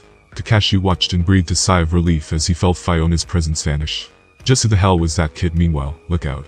Aka shouted as she pushed Midori out of the way of Rimkin, as it sank its massive fangs into her neck, breaking it as it clamped down hard. Her body went limp and Rimkin let go of her, her body falling to the ground. Midori only had a second to process what just happened as Rimkin lunged forward, swiping with its massive paws. Midori blocked the attack with his sword, and man and beast exchanged blows in a vicious battle. Hara came to and watched as Rimkin battled with Midori, and she whistled for the Ninkin to return. Rimkin quickly retreated to her side, snarling at Midori, who was in a defensive sword stance and breathing heavily. It's time to finish this. Rimkin, let's do it. She shouted as she jumped on the Ninkin's back, mounting the large beast. Hara made some hand signs quickly, and her chakra flared to life. Man-beast transformation, three-headed beast jutsu. She shouted as the two of them transformed into a massive three-headed hellhound. Midori almost dropped his sword as he looked at the huge monster. It roared with all three heads, and the shockwave alone blasted Midori back, and he decided it was time to retreat. I don't think so. The massive beast had shouted as it suddenly spun rapidly, unrooting the trees and ground in the area, smashing everything in its path to dust with its huge destructive power. Midori was blown back by the force and was only just able to recover, taking cover behind a huge tree. What power! I can't take that thing on by myself, he said, looking for a way to escape. Ice Spear Jutsu. A voice shouted from a distance. 4 ice spears smashed into the large beast's feet, freezing them to the ground and pinning it in place. The beast howled in pain as it tried to pull free, but the ice was too strong. I need water. Fu shouted at Midori as he pointed to the ground under the beast. Midori understood and quickly made his hand signs, water style. Raging Waves Jutsu. He shouted as he fired as much water from his mouth as he could, covering the ground in a decent size for Fiona. Perfect. Now Ice Style Frozen Graveyard Jutsu. He shouted as he slammed his hands down on the water, pumping as much chakra as he could into it. The water froze and then massive ice spikes started shooting from the ground, hitting the beast and doing damage to it from underneath, stabbing it over and over again. The monster didn't last long, and soon the jutsu faded, and Hara and her Ninkin were left impaled on the large ice spikes. Fiona fell backwards and let out a large sigh. He was exhausted now after using so much chakra, and his body felt like lead. Midori was speechless at how strong Fiona was and didn't have any words to say. Fu sat up slowly and looked at Midori. Aka? He asked. Midori shook his head, and Fu nodded, standing up slowly. It's time to leave. The mission is a failure, he said, turning to look at the direction of the Hidden Leaf Village. Understood, Captain, Midori said, not questioning him. With that, the two of them made their way back before any more reinforcements arrived. The two of them made it back to the boat and set sail for the land of water. Fiona almost collapsed from exhaustion, as his small body struggled to deal with the massive strain that had been put on it. Midori let him rest and pretty much navigated the whole trip by himself until Fiona had recovered. Once back at the village, they reported to the Mizukage and the elders who were in his chambers. Fu and Midori entered and bowed before Fu gave the full report of the mission and its failure. The room was silent for long enough to make Fu and Midori uncomfortable, and finally, the Mizuki spoke. The Miss could not afford to lose any more of our elite shinobi. You made the right call, Fiona. The tension in the room faded, and then one of the elders spoke up. To have survived against a member of the Uchiha clan and a squad of elite troops of the Leaf by yourself is a testament to your ability as a blood mist shinobi. The Yugura nodded as he crossed his arms. I'm glad you survived, Fiona. I hereby give you a week's leave to rest. After that, you are to return to your duties by my side, he said to both of them. Fu and Midori nodded and bowed. You are dismissed, Yugura said, permitting them to leave his chambers, and they did as they were told, shutting the large doors behind them. The elders turned to the Mizuki. Is this really okay, Yugura? They failed the mission to capture the Nine Tails. One of the elders spoke. Yugura smiled as he sat down in his chair. I never expected them to even come close to capturing the Nine Tails. No, this mission was, how could you put it, a test? He said, linking his fingers together. What do you mean, a test? One of the elders asked. Yugura looked at the old woman and smiled. That kid is full of potential. He knows how strong he could become as he grows. That kind of strength needs to be matured in the right way by battling powerful foes. That's why I give the boy such difficult missions. You could say he intrigues me. But why go to so much effort for the boy? You know his heritage, don't you? That cursed clan should be. The old man was cut off by Yugura as he raised his hand to silence him. Let's just say that I have a plan to make him into our most powerful weapon. Perhaps even one day surpassing myself. Once outside, Fu and Midori parted ways, but before Midori left he removed his mask, so Fu could see his face. My name is Hatsu Takagi. I wanted to thank you for saving my life, Captain Yuki. Fu nodded and smiled at him. Don't mention it, Hatsu, Fu said as he gave him a wave before he walked out of the Mizuki's building. The mission was over, and once again he had failed to protect his comrades. Fu walked back to his apartment and drew a bath for him to soak his aching muscles. While he soaked in the warm water, the faces of those he had let down entered his thoughts. I was unable to protect them, he said as he splashed his face, trying to rid the faces of his fallen comrades. He sat back and let his body submerge, so only his head was sticking out of the water.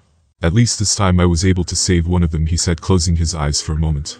I swear I will never let my comrades die again. Attack him. You take his left side. The sound of metal clashed on metal, and the exchange of blows commenced. Is that all you have? Fiona said as he blocked a flurry of sword strikes before countering with a solid spinning back kick to his opponent's torso, sending him flying. Another attack came from behind, but he had already expected it, and allowed his body to grow bones from his back, blocking the sword slash. He countered with even more bones growing, striking their target hard, knocking him to the ground. Fu had made sure that the ends were flat, so they didn't kill him though. Fu had been assigned to train a new group of hunter ninja, fresh from their training. He was told not to take it easy on them, and even given permission to kill them if he felt they were not worthy of the title. It was ruthless, but it was how things were in the Bloody Mist. It was 5-on-1, and so far they had not even been able to land a single hit on Fiona. Truth be told, he was starting to get a little bored. Buy us some time. Two of the team members shouted as they started making hand signs. The other three nodded and charged in, trying to distract Fiona. Let's see what you're made of, Fu said as he summoned 2 ice clones, and charged in, zigzagging to mix himself amongst his clones. 2 of the hunter nin jumped in, attacking with their swords, while the other tried to take Fu from his blind side with a heavy rain of kunai. Fu's clone on the left blocked the first sword strike, and grabbed his hunter ninja round the waist, freezing him to the ground, trapping him. That's one down, Fu said with a smile as he fired bone bullets from his fingers, deflecting all of the kunai. To his surprise, though, Kuma shuriken was hidden in the shadow of the kunai. Fu smiled as he jumped, spinning in the air, avoiding the massive shuriken. Quickly he flipped and stuck a bone blade from his hand in the middle of the large shuriken, stopping it in place. Fu picked it up and flung it toward the 2 who were making hand signs, and he charged toward the one who had thrown it. Meanwhile, Fu's clone on the left had been struck down by his opponent, and the real Fu turned to look at the man, impressed. He watched as the hunter ninja quickly made a water-style whip, and slapped the large shuriken out of the air, protecting his teammates, allowing them to finish their hand signs. Now, fire style. Wind style. Both of the hunter ninjas who had been preparing their combine jutsu unleashed it together, sending a twisting, vicious tornado of fire towards Fiona. The others quickly jumped out of the way apart from the one who was frozen to the ground, and Fu smiled as he quickly bit his thumb, drawing blood, and made his own hand signs. Not bad, but not good enough, he shouted as he slapped his hand down on the ground. Summoning jutsu. A huge puff of white smoke disappeared as a huge monstrous horned yeti appeared. The fire tornado was heading right for the beast, but to the hunter's horror, the beast let loose a vicious roar, its breath so cold that it put out the fire style and blew the tornado away. The beast stood at 20 feet tall, and its body was huge, covered in thick white fur. Its teeth looked razor sharp, and its horns pointed up like a devil. Its breath was visible in the air, and it snarled, watched the hunter ninja with a killer gaze. Fu jumped, landing on its head, crossing his arms over his chest. The temperature all around them had dropped to below freezing, and the hunter ninjas started shivering from the cold. We, circa can't be T. That thing, one of them said through chattering teeth. Fu smiled. That's enough fire. he said as he released the summoning, the beast disappearing in a puff of white smoke. Fu dropped to the ground, and the temperature around the area started to warm back up. He walked over to one of the hunter ninja, who had failed to get clear of the beast's roar, and his body was frozen. I guess he didn't have what it takes, Fu said, almost inspecting his summon's handiwork. I almost ended up the same way the first time I met fire. He thought to himself with a little chuckle.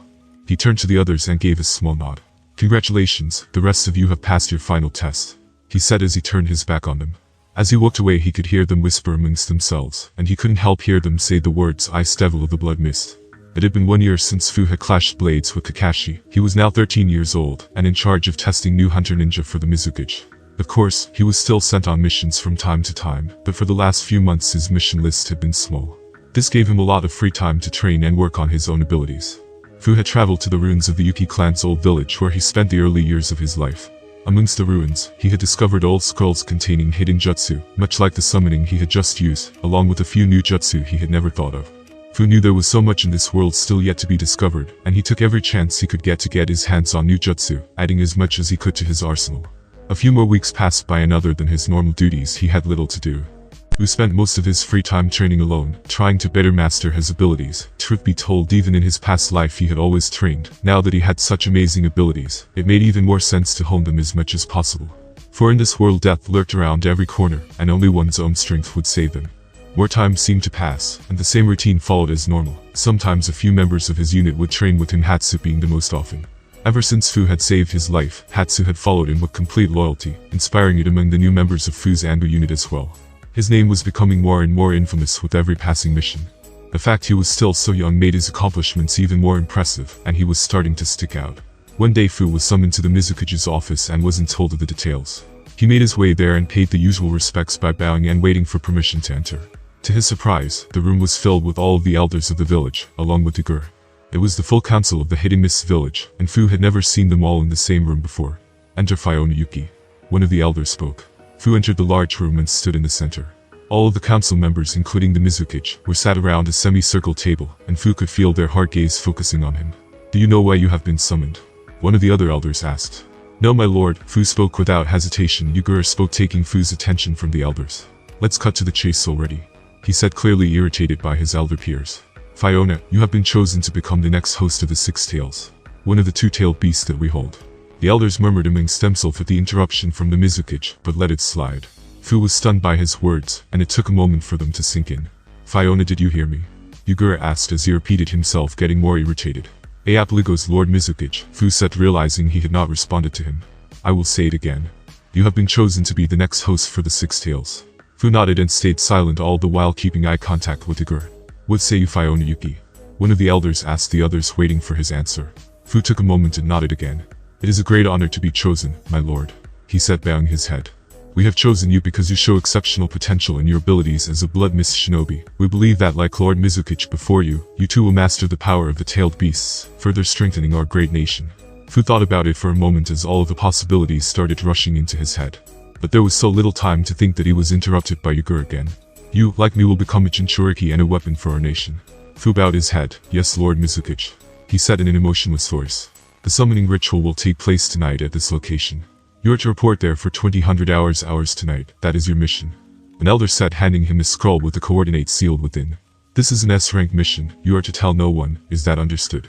Another said, just to clarify the top secret nature of the sealing of a tailed beast. Fiona nodded once more and remained silent. Very well, you are dismissed until then. The head elder spoke as he waved his hand, signaling for him to leave. Fu nodded and used the body flicker to disappear from the room as quick as he could, leaving the council members to chat amongst themselves. Do you really believe he will master the Six Tails' power? One of the elders asked. Yugura looked through the lists of papers that were placed on the table in front of him. Among them was a list of shinobi who were possible candidates to become the new Six Tails host. Among them was a boy named Utakata who was the same age as Fiona.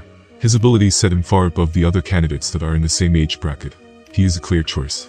Yugura spoke as he stood from his chair. Now, if you will excuse me, I have some preparations to attend to. Fiona didn't know what to think of what had just happened. He was told he was going to become the Six Tails Jinchuriki. He had never even considered that this could happen. Hell, he couldn't even remember which one the Six Tails was. His mind was racing to try to consider every possibility, one of them being the threat of the Akatsuki, and that they would one day come for him. Would I be strong enough to fight them off? He thought to himself. At the same time, he knew that obtaining the power of a tailed beast would boost his power and abilities to a whole nother level, and if he could learn to master his power like Yugura himself, well then his abilities would become extraordinary. Before he knew it, the time had come and he headed for the secret location where the sealing would take place. Once he arrived, he was met by a small handful of Anbu and escorted inside. Once inside, he was greeted by Yugura himself, along with the sealing team of which Ao was a part of. Fu had not seen him for a long time now, and he smiled at him. Well, fancy seeing you here, kid, Ao said, placing his hands on his hips. Fu gave a nervous laugh. Can't say I thought this would be how we meet again. Ao nodded. We can talk later. For now, lie on the table over there and take your shirt off. Fu nodded as he walked over to the metal table. He was inside a large cave that ran under the village, and the only source of light was candlelight. Fu led on the cold table and Yugura stood next to him. Don't worry, Fiona, this won't take long. It might hurt a little though. Fu nodded and stayed silent as he mentally prepared himself for what was about to happen. A large steel pot was carried in by 2 Anbu members, and placed next to the table Fu was led on. It had a large red sealing tag placed on it, and Fu assumed that the 6 tails was currently sealed in the steel pot. Alright, sealing team on me. Barrier team secure the outside, Yugura ordered. Ao and the other sealing team members gathered around Fiona and the steel pot, and started focusing their chakra. They each made several hand signs and suddenly linked hands, forming a chain from the steel pot all the way to Yugura, who placed his hand on the center of Fu's chest. Now, Yugura shouted. The sealing team member who was at the other end of the chain pulled the seal off of the pot, and suddenly a massive chakra forced its way out. The man grabbed the chakra with his bare hand, and all of them started chanting. Fu watched as the massive amount of chakra was absorbed into each of them, passing along the chain until it reached Yugura. Sealing Jutsu 6-pillar prison sealing. He shouted as he pushed all of the chakras into Fu's body. The pain was almost unbearable, and Fu let out a huge cry of burning agony. It's not over yet, Yugura shouted as he forced more chakra into Fu's body. Fu was trying his best to fight the pain, but it was too much to bear, and he could feel his world turning black as he faded into unconsciousness. Fu woke up slowly as he took in his unfamiliar surroundings. Where the hell am I? He said as he looked down at his chest. The sealing mark of the jutsu was visible but quickly faded into his skin. Did it work? He said to himself as he stood up, taking a look around. He was in a dark field covered in snow, with the moon being the only source of light in the sky. He followed the strange snowy path into a small forest where he found a clearing reviling the 6-tailed beast. It was a huge white bipedal slug with stubby arms, feet and 6 long tails, each of which was pinned down into the ground by massive black rods connected by chains that stopped it from moving. It has 2 prominent optical tentacles, eyes, and hole-like openings as a mouth. Its entire body covered in a thick, slimy substance. The beast was locked in a steel cage formed around 6 pillars, and it didn't even try to move.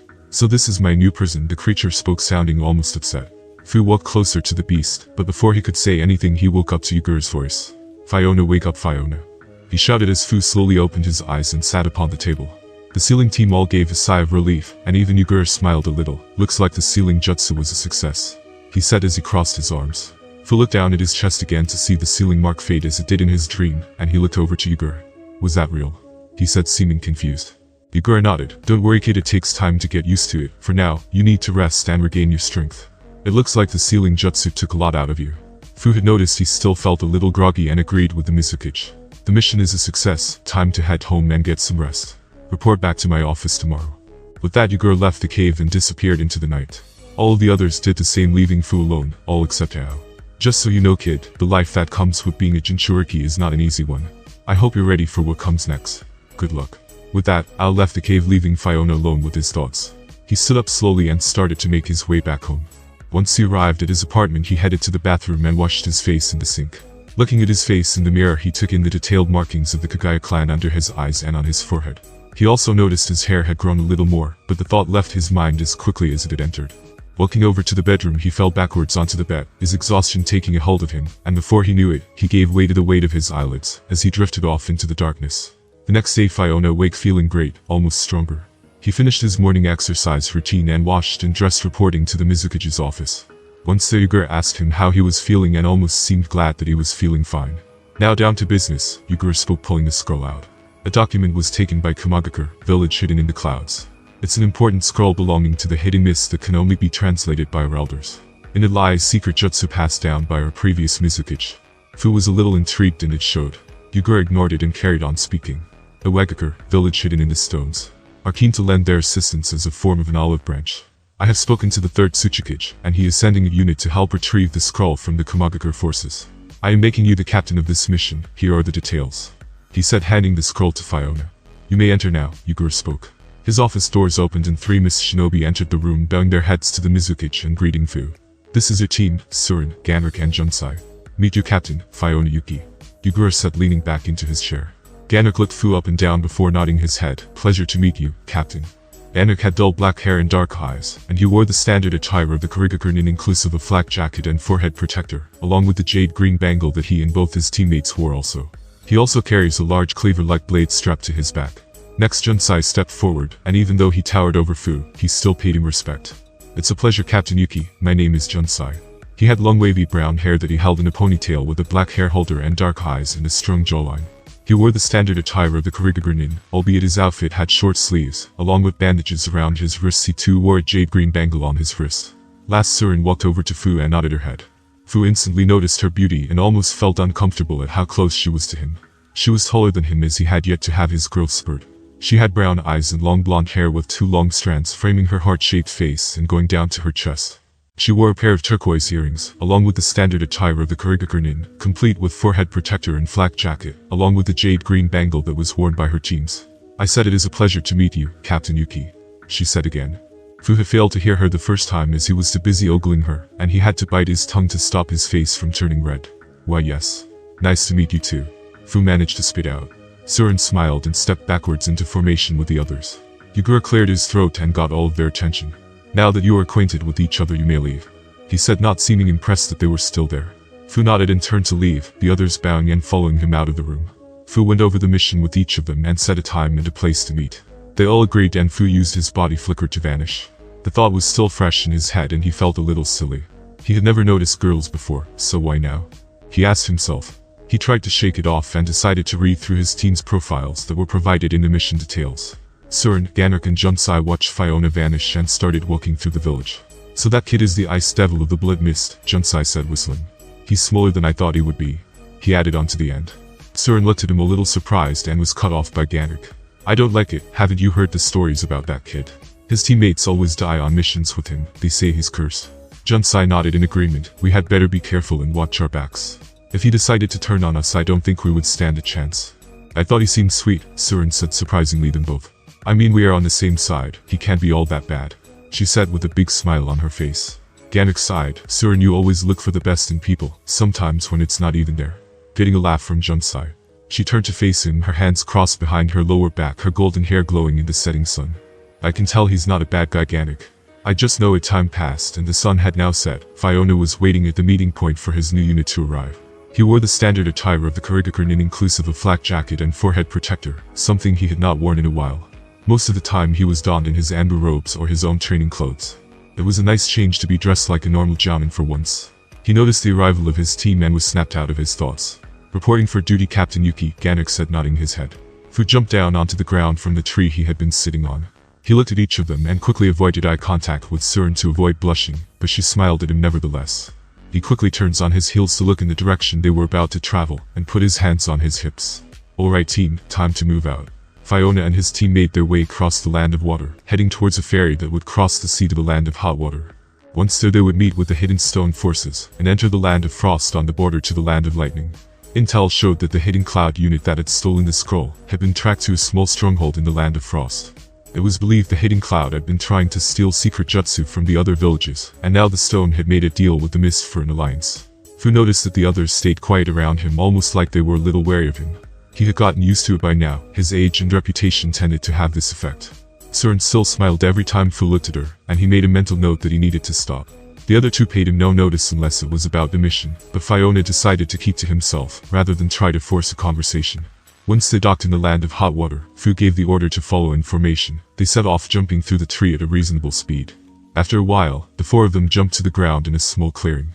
Fu took a good look around. "Stay alert. The cloud ninja aren't far." Surin stepped forwards with a confident look in her eyes. "Not to worry, we will have help from the stone from here on out." "That may be so, but still," Ganrik said, not entirely convinced. "If this mission is a success, then it will show true solidarity between the stone and mist."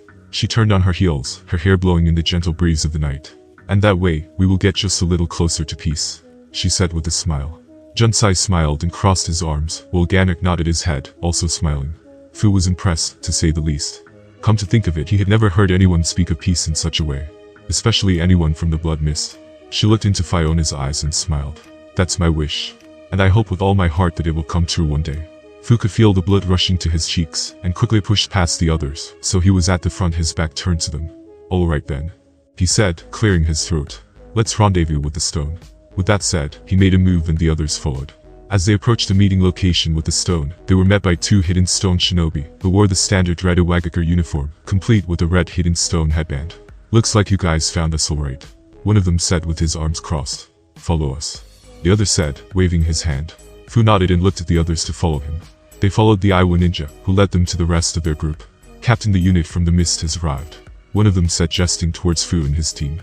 The captain of the Iwa ninja was a large man who also wore the standard Iwa uniform. However, he had 2 short sleeves, one on each arm, and a pair of brown fingerless gloves on. His hair was short and messy, and he had a medium-length scruffy beard.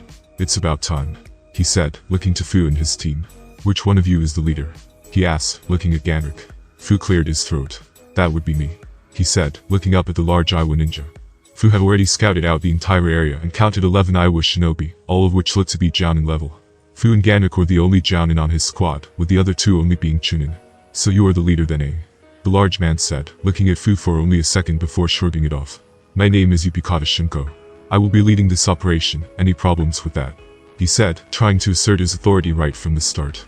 Fu could tell Ganrik and the others were watching him to see how he reacted, so Fu decided that a small show of force was in order. I will be leading my own unit, Yukikata. If you don't mind, he said, letting his oars spread, the air becoming colder around them. Yukikata stared into Fiona's eyes and wasn't sure he liked what he saw. Very well, it's your call, he said, turning on his heels going to attend to other matters. Fu smiled and let his chakra settle as he turned to his squad. I won't let anything happen to you, he said with deadly confidence before smiling at them. They were called over to hear the plan that Yukikata had come up with for the mission, so they gathered around while he explained. Intel showed that a squad of 10 cloud shinobi are camped out at these coordinates. They have been traveling non-stop. Our scouts say that they have made camp for the night. Now is the perfect chance to strike. Fu, he said, looking at his unit. You and your squad will take out the 4 guards who are on watch. Once you have taken them, my men, and I will launch a silent assault, taking the rest out and retrieving the scrolls. Fu nodded in agreement but didn't like the part about the stone getting the mist scroll. He didn't entirely trust them enough for that, but would decide to play along for now. Alright then men, time to move out, he said with a wave of his hand. Everyone stood up, ready for the mission at hand, following Yukikata to the mission start point. They arrived hiding in the trees, scoping the area out where they could see the hidden cloud forces camped out in an old stable with half of its roof missing. Just like Yukikata had said, there were 4 sentries keeping watch while the others rested inside the stable. Fu looked over to Yukikata, and he gave him the signal to begin. Fu looked to his team and pointed 2 of his fingers, giving them the signal to move. They each nodded and headed for their intended target, moving silently in the shadows. Ganrik drew his broadsword and jumped high into the air, piercing the hidden cloud shinobi through his entire body, killing him in an instant. Surin was quicker than Fu expected, and dashed behind her target's back, slitting his throat, leaving not even a sound. Junsai took his target in a sleeper hold and broke their neck, placing the body on the ground, softly taking a crouching position behind the wall. The Iwa ninja were moving in now, ready to sweep their remaining forces in one. There was only 1 center left now. Out of nowhere, he decided to turn around, yawning of all things. To his terror, he spotted enemy forces moving out of the shadows upon him and his teammates like demons in the night. The cloud ninja was about to let out a yell to sound the alarm. But nothing came out of his mouth. Instead, he looked down and noticed blood flowing freely from his neck before he fell to the ground dead. Fu had slit his throat with excellent speed, surprising everyone who witnessed it. Now all that was left was to finish the other units off. I have to find the scroll before the stone ninja, Fu thought to himself as he peeked inside the window of the stable. He could see 6 sleeping figures and made the hand signals to Yukikata, letting him know. He nodded and gave the order, his men quickly rushing and stabbing each of the cloud shinobi who were sleeping. It was a slaughter. None of them stood a chance of such a well-organized ambush. Over here, Captain, one of the Iwa ninjas shouted as he pulled a scroll from one of the bodies. Fu noticed it wasn't the scroll for the mist, and he started looking around himself before he saw a bag hidden under some straw. He pulled the bag out, and inside was the mist scroll along with other equipment. Fu slipped the scroll into his weapons holder around his hip and nodded to the others. I've recovered the scroll, he said with a small smile. Yukikata nodded and gave the word. Mission complete, men, return to camp, he said, leading his men back to where they had made camp. The camp was located on a large cliff face overlooking a river and hidden by a good tree line. It was the perfect place to make a camp. Once everyone arrived back, Yukikata gathered everyone around and gave praise at how smoothly the mission had gone. He walked over to Fiona and extended his hand to shake it. Here's to the alliance between the stone and the mist, he said, a smile on his face. Fu looked to his teammates and then back to Yukikata. To our alliance. he said, taking his hand and shaking it.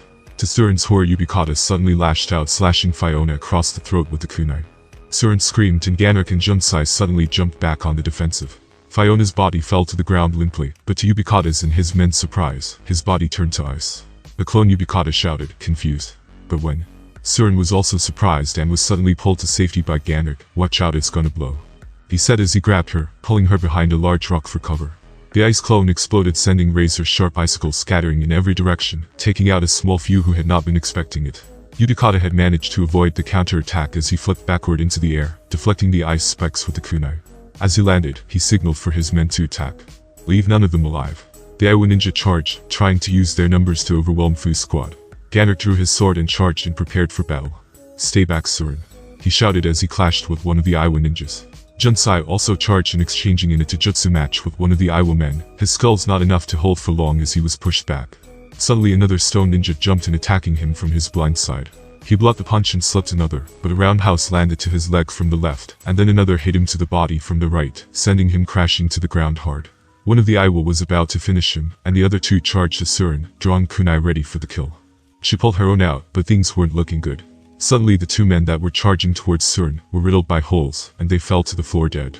Fu arrived in a flash, stopping the finishing blow that was intended for Junsai by grabbing the stone ninja's wrist. The Iwa ninja was taken back but tried to counter-attack with his free hand. Fu caught his punch, crossing his arms over one another, pulling the stone ninja off balance. Fu quickly twisted his hips, pulling the stone ninja's crossed arms over his shoulder, tossing him over his shoulder, crashing into the ground with serious force. The Iwa ninja was crippled, lying on the floor, helpless.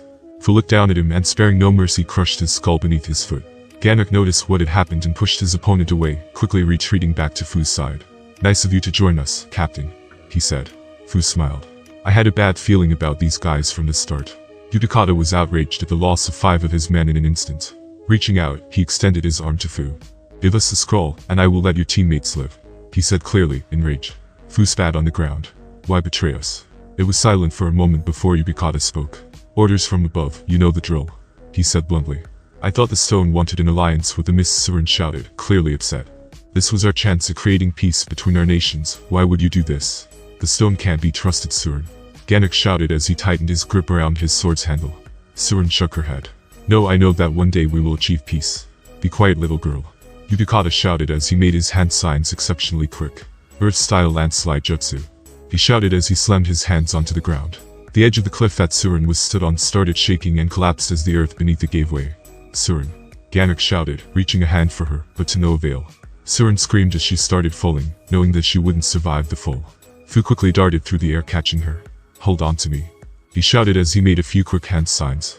An ice mirror formed in the air where they were falling, and the next thing Surin knew, they were back on the cliff she had just fallen from as they slipped out of a second mirror. "Wouldn't attack, man," Yubikata shouted, pissed that his plan had failed. Fu placed Surin down and turned to face the enemy. "Take care of Junsai," he said as he moved so fast it looked like he disappeared. Ganak exchanged blows with 2 of the Iwa ninja, and sliced one of them down the chest, landing a massive blow. The other one was able to land a punch to his face, stunning him, and went for the killing blow, slashing at his throat. Ganak managed to dodge the attack at the last moment, and the 2 of them clashed in a flurry of blades. Fu charged the 3 of the Iwa forces that stood between him and Yubikata. Each of them had their kunai drawn, 2 of them trying to flank Fu on either side. "I don't have time for this," Fu shouted as he extended his arms, bones springing out of his body, impaling 2 of the Iwa ninja, killing them on the spot. The last one was so scared of Fu that he almost fell to the ground from his legs shaking. Fu had allowed his bones to grow all over, and sprouted 2 horns on his head for effect. His chakra turned the air around him cold, his form becoming demonic. It's him," the Iwa ninja shouted. He quickly scrambled and started to run away, but before he could even reach the tree line, Yubikata smashed him into the ground, killing him in one blow. He stood slowly and looked to Fiona. "So you are the Ice Devil of the Blood Mist. I'm surprised I didn't recognize you earlier. After all, your picture is in the bingo book," he said, cracking his knuckles. "To think you're just a brat. If I take you down, my name will become legendary." Fu looked over to Ganak, who had just finished off the last Iwa ninja, leaving just Yubikata. Fu turned his head slightly to look at Surin. The look on her face was what he expected. "Time to finish the lot of you," Yubikata shouted as he hit the ground with both of his hands. "Earth-style, massive shockwave jutsu," he shouted as the earth all around them crumbled as if a massive earthquake had just hit it. Surin was not flying along with Junsai, but there was nothing Fu could do to help them, as vast chunks of rocks were flying at him from all over, and it took all his focus to avoid them. Ganrik appeared behind Yukikata, his sword raised for an attack. Yukikata was able to avoid the blow at the last second, and stepped on the back of Ganrik's blade, snapping it in two. Quickly he spun around, slamming a spinning back kick into Ganrik's ribs, knocking him back. Yukikata sidestepped, closing the distance rapidly, smashed his fist into Ganrik's liver, knocking the wind out of him, dropping him to his knees. "Eat this," he shouted as he jumped back, making hand signs. The rocks around Ganrik suddenly smashing into his body from all sides, doing massive damage. Fu had recovered and quickly pressed the attack to Yukikata, spinning and flipping, using his body as a weapon. Yukikata jumped backwards, trying to use the same jutsu that he had just used on Ganrik, but Fu was too fast. Quickly using wind style enhanced chakra on his feet, he was able to increase his speed, darting out of the way. Forming hand signs, he let loose a water style, hitting Yukikata and slamming him against a rock, leaving him winded. "Why you whelp?" he shouted. Fu swiped his hand, firing his bone fingertips towards the ground. He had enhanced them with lightning style chakra, and when they hit the water, Yukikata was electrocuted, letting out a scream of pain, before he fell to his knees, smoke racing off his body. Fu walked over to him and cupped his chin in his hands.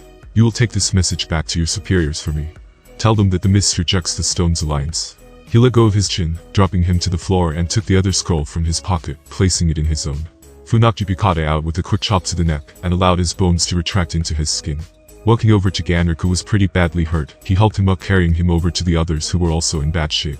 "Are you alright, Surin?"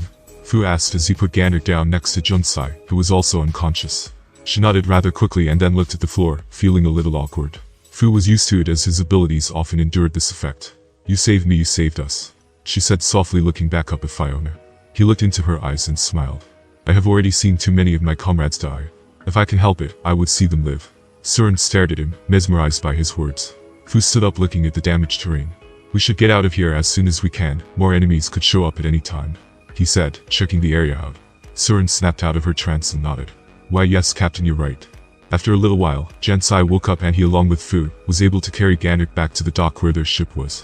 As they sailed across the misty sea, Junsai asked Surin what had happened after he had been knocked out. Surin told him the details of how Fiona saved them and killed the enemy Iwa Shinobi. Junsai was impressed, to say the least. "Well, I guess now I know why they call him that." Once they arrived back to the land of water, Ganrik had woken up but still needed help. Fu and Junsai got him to the hospital. Once arriving back at the village, while Fu and the others reported to the Mizukage's office. Once inside, Fiona handed over the scroll and reported the details of the mission to Igor. He was clearly angry at the betrayal of the hidden stone, but then waved it off as Fu's team had suffered no losses. "I knew I could count on you, Fiona," he said, placing his hands on his desk. "Leave this matter to me. I'm sure that Tsuchikage won't be pleased at the news of his men being killed so easily." "That old fool," he said with a sigh. "You are dismissed. Fu, you are to report to me tomorrow. As for you two, you are dismissed. Report to your unit commander." They all bowed and left the Mizukage's office together. Once outside, Fu decided it was time to bid the others farewell. Surin stepped up to him, grabbing his hand in hers, taking him by surprise. "Please, Captain Yuki. I want you to have this," she said as she placed her green bangle around his wrist. "Please accept this gift for saving our lives," she said as she kissed him on the cheek. This time Fu's cheeks went red for sure, and he wasn't able to hide it. Surin walked away with a smile on her face and waved goodbye. Junsai bowed his head in respect, and also bid him farewell, following after her. Fu placed his hand on his cheek, and then watched as the two of them walked off into the village, disappearing into the ever-present mist for which it was named. Fu suddenly felt a heavy presence from behind him, and turned to face the person responsible. It was Abusa. Fu couldn't remember the last time he had seen him. He looked very similar to how he looked in the anime, just younger. Well, if it isn't the ice devil of the mist himself," Zabuza said, almost like he was teasing him. Fu gave a small laugh. "It's been a while, Zabuza. The demon of the mist," Fu said, looking into his eyes. "I heard you had a scuffle with the hidden leaf, Zabuza. Apparently, that's what everyone is calling you now." Zabuza scoffed but smiled, exposing his razor-sharp teeth. "Is that so?" He set his hands in his pockets.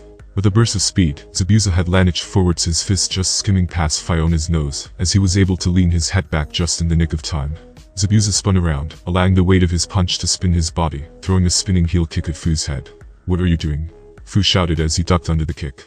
Zabuza smiled, spinning once more, this time dropping to his knee, as his leg attempted to swipe Fiona's feet from under him. Fu jumped back into a handspring, flipping to his feet, his guard up ready for another attack. But Zabuza simply rose to his feet, slowly placing his hands in his pockets.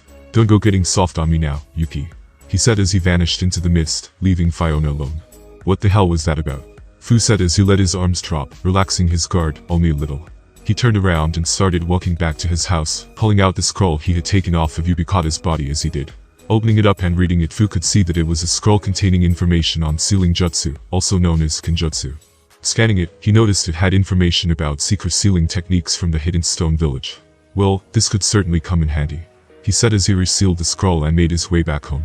Fai-na had returned home after his little exchange with Zabuza, and focused on the scroll he had acquired from the hidden stone. Most of it was written in code, but from what he could make out at first glance, it was all secret sealing jutsu. Fai-na worked hard all night trying his best to decode the jutsu formula, even working into the early hours of the morning. Studying a scroll this hard brought back memories of when he had discovered secret jutsu from the abandoned Yuki village. He returned to his home village now and again, the last time he had stumbled on a secret underground shrine, located under his grandfather's house. As far as Fai-na knew, he was the last living member of the Yuki clan. The other survivors had fled the village when it came under attack, leaving it a ghost town. The shire he had found contained much text about the Yuki clan's history. It also gave detail into secret jutsu that was passed down from generation to generation, one of which was the crystallized spheres. However, he had already figured out that one himself, also improving on it significantly. Other texts showed more interesting jutsu used by the clan. Of course, none of it was written in code, as to use the jutsu one needed to possess the KekkaiGenkai. It was there that Fai-na had also discovered the secret summoning jutsu of the Yuki clan. Fai-na knew there were many creatures scattered around the world that shinobi could form a pact with and use them to summon in battle. The most famous being the toads, for which Naruto was famous. Fai-na was snapped back to reality by the sound of the whistling kettle that he had left on the hob to boil. Getting up, he poured himself a cup of tea and sat back down, placing the tea on his little table next to the scroll.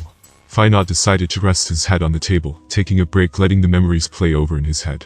Flashback: it all started when Fai-na had decided to use some of his time off missions to revisit his old home. Fai-na had traveled to the hidden location of the Yuki clan's old village, high up in the mountains. Most of the buildings had been burned down, what remained of the village was a wreck. Fu walked, leaving his footprints in the fresh snow, stopping when he came to his old home. The memories of his mother from this world causing him to give a soft smile. The last time he had seen her was before he was taken away to the hidden mist. He decided not to linger for too long, and proceeded to the main hall where his grandfather had lived. "Shimoyuki," Fai-na said, his breath visible in the cold air. The large house was still standing for the most part. Fai-na pushed the large doors open, gaining entry to the main hall. He took a moment before he stepped inside, remembering the last time he had entered this place. Fai-na made his way through the large hall and came upon the garden where he had first discovered his abilities. Walking over to the edge, he could see his younger self stopping Shimo's attack clear as day, the image playing over in his mind. He turned, noticing a draft coming from the broken door leading to a staircase. Fai-na decided to follow the steps down until he came to a door that had been sealed in a thick layer of ice. Fai-na examined the door and placed his hand upon the ice. It turned out only a member of the Yuki clan could unseal the doorway. Fai-na allowed his chakra to flow into the ice, molding it, and unsealed the door. He then opened the doorway carefully in case it was booby-trapped. However, there appeared to be no such danger. Once inside, Fai-na could see that the room had been untouched, cobwebs scattered around, and dust lay atop everything. It was a shrine of some kind. Bookshelves lined the walls filled with scrolls and texts Fai-na guessed were secret to the clan. The room was dark, and so Fai-na created a few makeshift touches out of some wood and old cloth material he could find, setting them on fire in each corner of the room so he could see a little better. Fai-na decided to start scanning through the scrolls and texts that littered the shelves. Through them, he discovered the clan's history spanning back generations to a time before they joined with the first Mizukage. Wow, so the Yuki clan helped form the Land of Water, along with the first Mizukage, Fai-na said, impressed. The scrolls then went on to state who the clan leaders were, and who they had passed down the title to, down to Shimo himself. After his name, it was blank as he had never chosen a successor, and had been killed in the war. Fai-na skimmed through more scrolls discovering hidden clan jutsu, one of which was the crystallized spheres. The level of detail was impressive and gave no hint of how to counter the jutsu, only how to use it. More interesting jutsu was listed, such as how to use one-handed hand signs to form and mold the moisture in the air, turning it into ice. Next was weapon styles, followed by Taijutsu's implementation, followed by more jutsu Fai-na had already figured out by himself. However, the next jutsu on the list caught his eye. Summoning jutsu, Fai-na said out loud. He read the scroll, paying more attention to the summoning jutsu information, reading it out loud. The secret summoning jutsu of the Yuki clan. Long ago, the Yuki clan formed a pact with the mighty Horde Yeti of the north, allowing them to summon the beasts to aid them in battle. However, only the most potent and gifted members of the clan could tame one of the creatures. The scroll went on in detail as to how one was able to form a contract with the Horde Yeti. To form a contract, one must perform the reverse summoning jutsu listed, and then battle one of the beasts until it submits. Beware, the Horde Yeti are powerful and very prideful, they are not tamed easily. Fai-na finished reading. He placed the scroll down, looking at the hand signs provided to perform the reverse summoning jutsu. My own summoning jutsu could come in very handy. This could prove to be very interesting. Faina said as he bit his thumb drawing blood. Quickly making the hand signs with ease, he slammed his hand down onto the ground, saying the words, "Reverse summoning jutsu." Faina shouted as he vanished in a poof of smoke. Faina found himself surrounded by large fields of snow, his vision obscured by the never-ending blizzard that seemed his surroundings. Faina pulled the hood of his cloak over his head, trying to stop the snow hitting his face, so he could see a little better. "Looks like I have been transported to wherever these horned yuri live," Faina said, trying to take in his surroundings best he could. Faina could make out a large cave in the distance, and decided that was his best bet to escape the blizzard. He pulled his short legs out of the snow in force, marching through the thick white terrain, until he reached the cave entrance. It was massive. Icicles hung from the entrance, and most of the walls were frozen covered by ice. Faina shivered as he shook the snow from his cloak, letting it fall to the ground. "Maybe I should get a fire going," he said, rubbing his hands together. He may have been a member of the Yuki clan, meaning he had increased resistance to the cold, but he wasn't completely immune to it.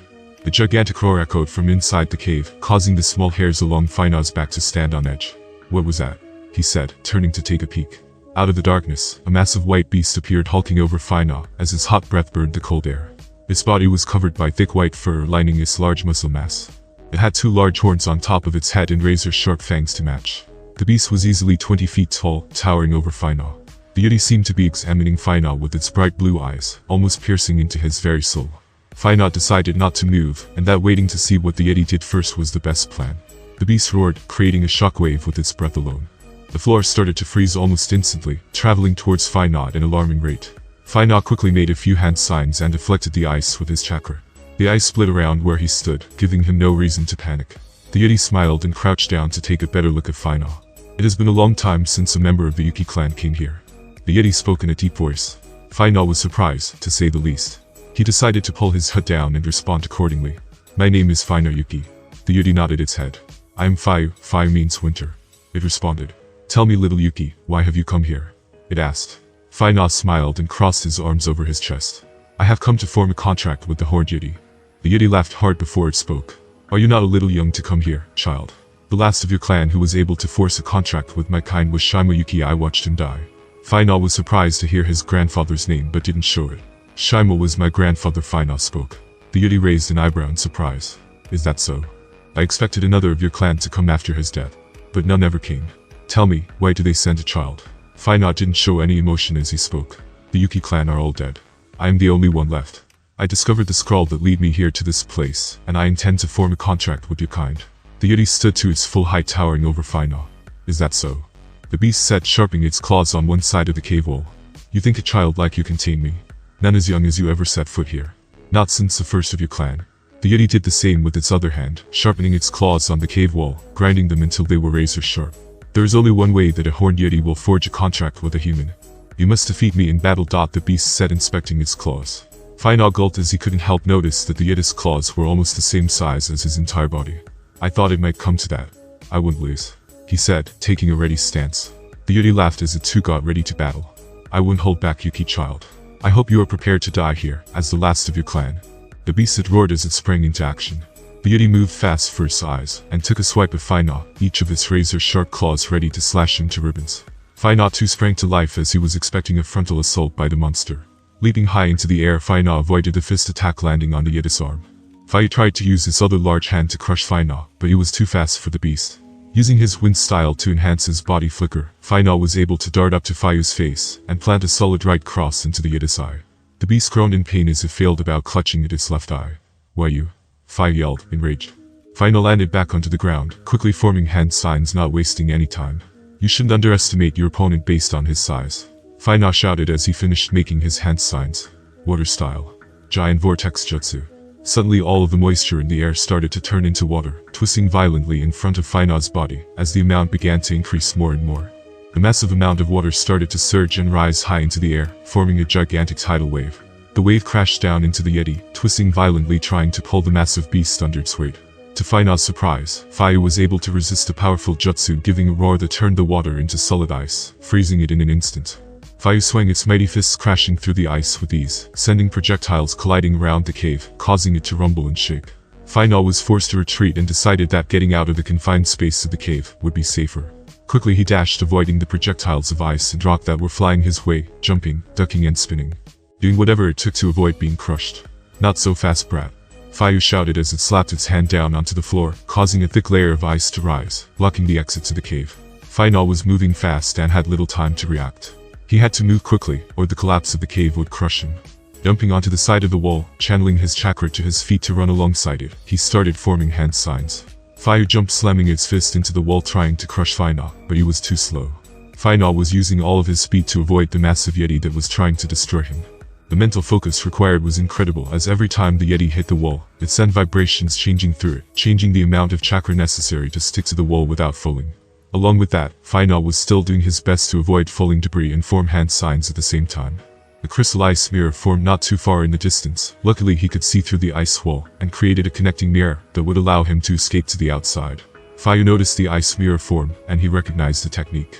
Ah yes, the crystal ice mirrors of the Yuki clan. What do you expect to do with just one boy? The Yeti roared, picking up a chunk of rock and throwing it, aiming at the ice mirror. Final noticed the projectile rushing towards him, and quickly slipped inside the mirror at the last second, before the massive boulder hit it, shattering it on impact. Got you. The Yeti shouted as he took a good look around, trying to find where Final had gone.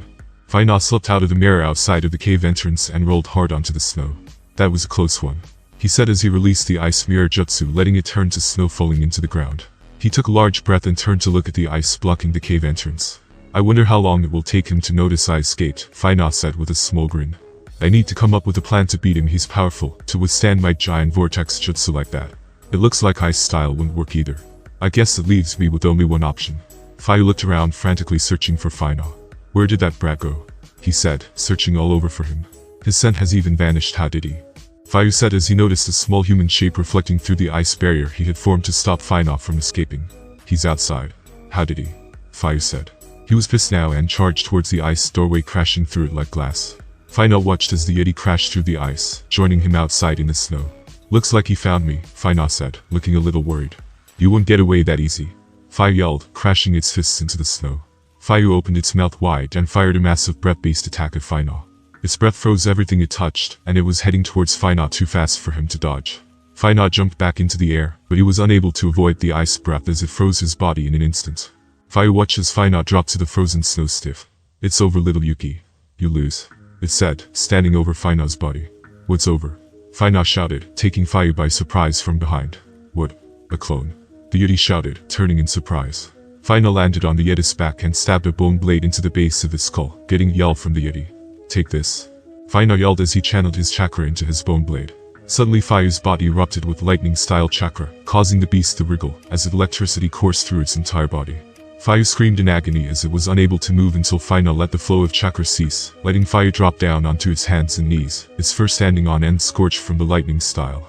Final jumped off, flipping over Fire's head, landing in front of his face. Standing, he tossed the bone blade into the ground as he looked Fire in the eyes. Do you give up? Fire breathed hard as he struggled to catch his breath. I have not been bested since I met Shimo. You are indeed his grandson. I submit. Final breathed a sigh of relief. Good. I was running low on chakra, he said with a grin. Fire watched Final with interest as he slowly rose back to his feet. This child is very interesting, he thought. Fire placed his massive hand together, summoning a scroll, tossing it to Final. That scroll is my sign of a pact with you, little Yuki. You have proven yourself to me, and I agree to a contract with you.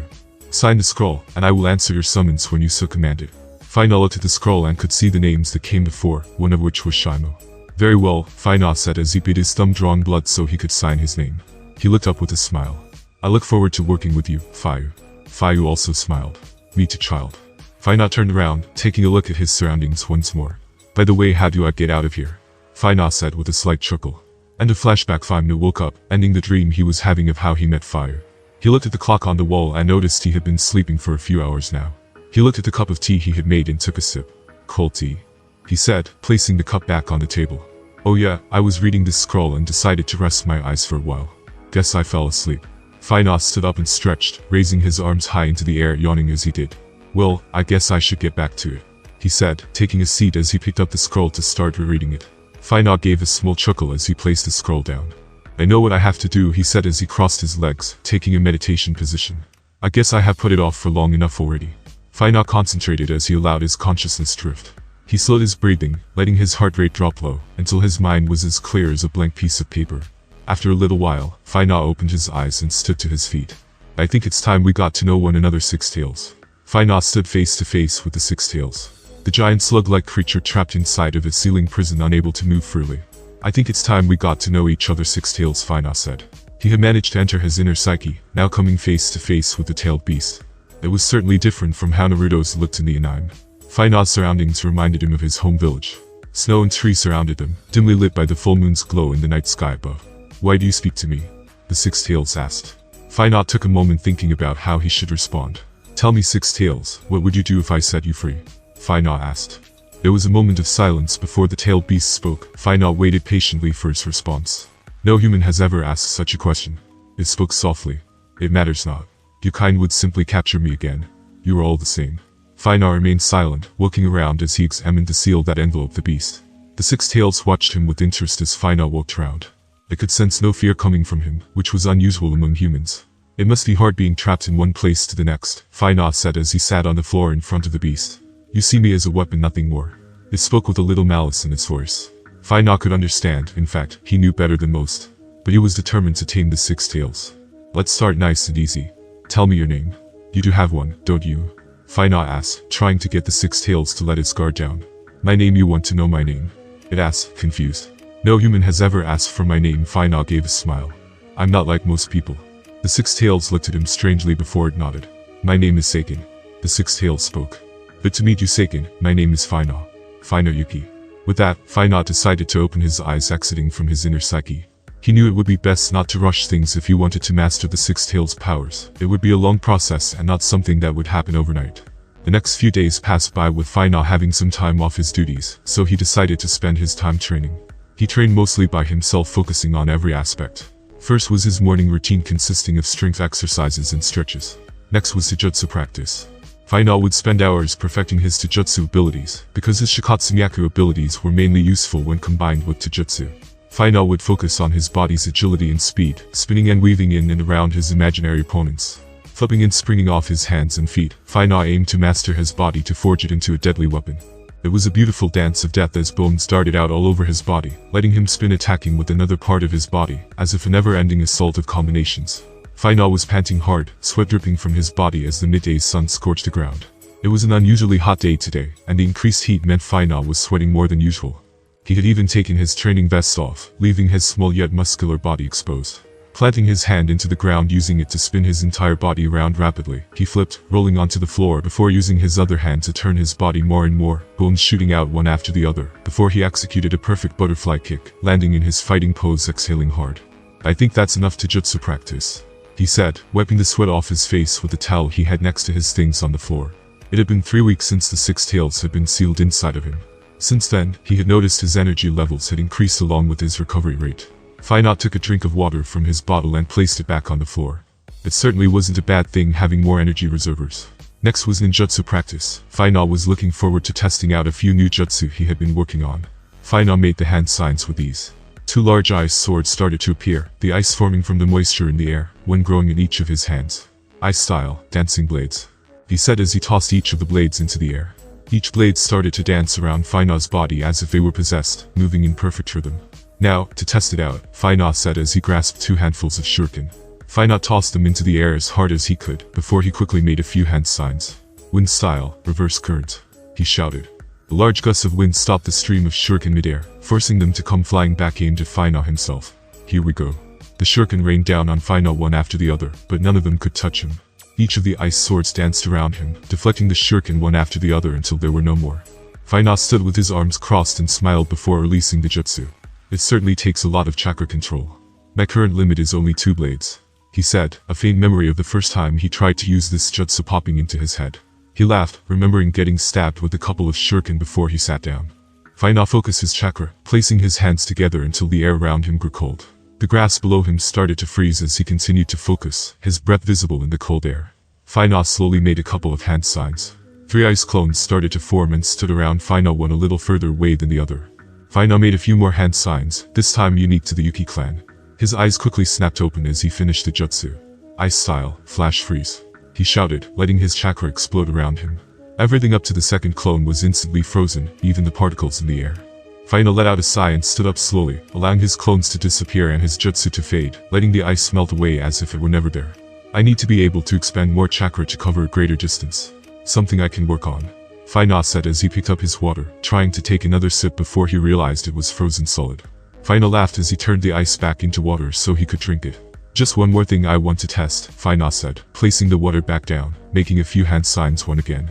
2 ice clones formed and took their positions as Fina instructed.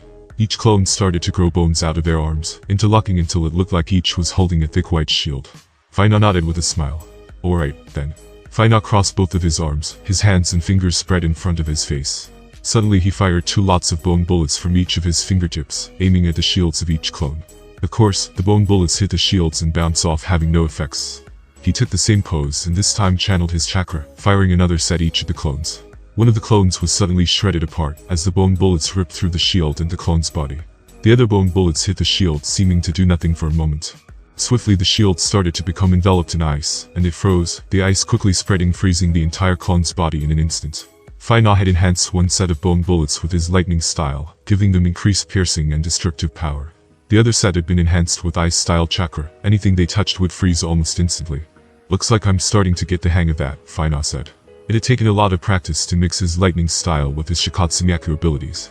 Now that he had mastered the required chakra control, Fina had started to experiment with its applications more and more. Fina spent a little more time practicing other jutsu, always trying to better himself or think of different ways he could use his abilities. Now that his ninjutsu practice was over, there was only one thing left to try. Over the last couple of days, Fina had engaged in conversation with Seiken, the 6 tails that was sealed inside of him. Each time he had gotten to know something more about Seiken, until yesterday. Flashback. So Seiken, I was wondering if I could ask you something. Fina said. The 6 tails looked at him, deciding to agree. What is it you want to know, Fina? It asked. I was wondering if you would agree to lend me your power. You see, there are things I want to achieve. Things I will need your power for in the future. Fina said, speaking the truth. Seiken didn't say anything at first, instead, taking time to think about what Fina had said. You have indeed been kind to me, Fina Yuki. Kinder than any host I have had before you. The power of us tailed beasts has always been sought by humans, ever since we were created. How are you any different than them? Fina remained silent for a moment. I know about the Sage of 6 Paths. How he created you from the 10 tails, setting you free before his death. Seiken was seriously shocked by what Fina just said. How do you know that? Seiken asked, confused. I told you. I'm not like other people. Fina said as he placed his hand on the seal that kept the 6 tails confined. Maybe this will help convince you, he said, releasing it about halfway. Fina was able to figure out the sealing jutsu that had been used by the Mizukage. Thanks to the scroll he had gotten his hands on, his understanding of genjutsu had increased drastically, enabling him to create his own key to fit the seal. I know with the seal only half as strong you could break out and try to take over my body, Fina said, looking Seiken in the eye. I don't want to use you as a weapon. I want you to be my ally and lend me your power. What say you? Seiken was stuck between 2 choices. It could break free of the sealing jutsu and attack Fina, attempting to take over his body and gain his freedom. Or it could allow Fina control of his power, helping him achieve his goals. Seiken had a flashback to when the Sage of 6 Paths was giving him and the other tailed beasts his final goodbye. I will not live much longer, the sage said, addressing each of the tailed beasts by name. Remember, even if you are far apart, you will always be together, for you are all linked. The tailed beasts were all sat, each crying over the sight of their dying father. Know that one day you will be joined back together. One shall appear to show you what true power is before that time, the sage said with a smile on his face. His last words to all of them. And a flashback. Seiken could feel that Fina was not evil. In fact, Seiken knew he was different from all the others he had encountered before. Very well, it said softly. Fina raised an eyebrow as he didn't quite hear what Seiken had said. Very well, Fina Yuki. I permit you to use my power as you see fit. I will help you achieve your goals as an ally. Alright. Fina yelled out in happiness. Fina walked over to the seal and placed his hand on it, this time fully releasing the seal, completely freeing the 6 tails from its confinement. It's not much, but I hope it helps, Fina said, extending his fists to the 6 tails. Seiken took a moment before it smiled and extended its own hand, tapping Fina's fist with its own. Is this the one you meant, father? Seiken thought as he watched Fina. I guess I will have to train hard to control your power, Seiken. But with your help, we will become strong enough to make a difference. Fina said as he turned around, placing his hands on his hips. Seiken nodded, looking down at Fina. The image of the Sage of 6 Paths reflected off of Fina's figure, causing Seiken to smile. And a flashback. Fina sat on the floor, focusing hard, getting his breathing under control, as a red cloak of chakra flowed from his body, surrounding him, forming one tail on his back. Fina had been trying each day to use just a little of Seiken's powers. It certainly made things easier that Seiken was willing to help and lend his aid, which made using his power all that more comfortable. Fina focused harder and allowed another 2 tails to form on his back. Quickly making a couple of hand signs, 3 ice clones appeared, all taking a battle-ready position. Here we go, he said as all three clones jumped in for the attack. Each one attacked with all of its strength, using all of Finau's abilities to try and take him down. Finau had noticed one of the first things this form gave him was an increase in speed and strength. It was allowing him to move faster than he could typically, which was already pretty fast. His physical strength was also enhanced, allowing his taijutsu to become even more deadly. Two clones attacked from either side while the last rushed down the center line as quickly as it could.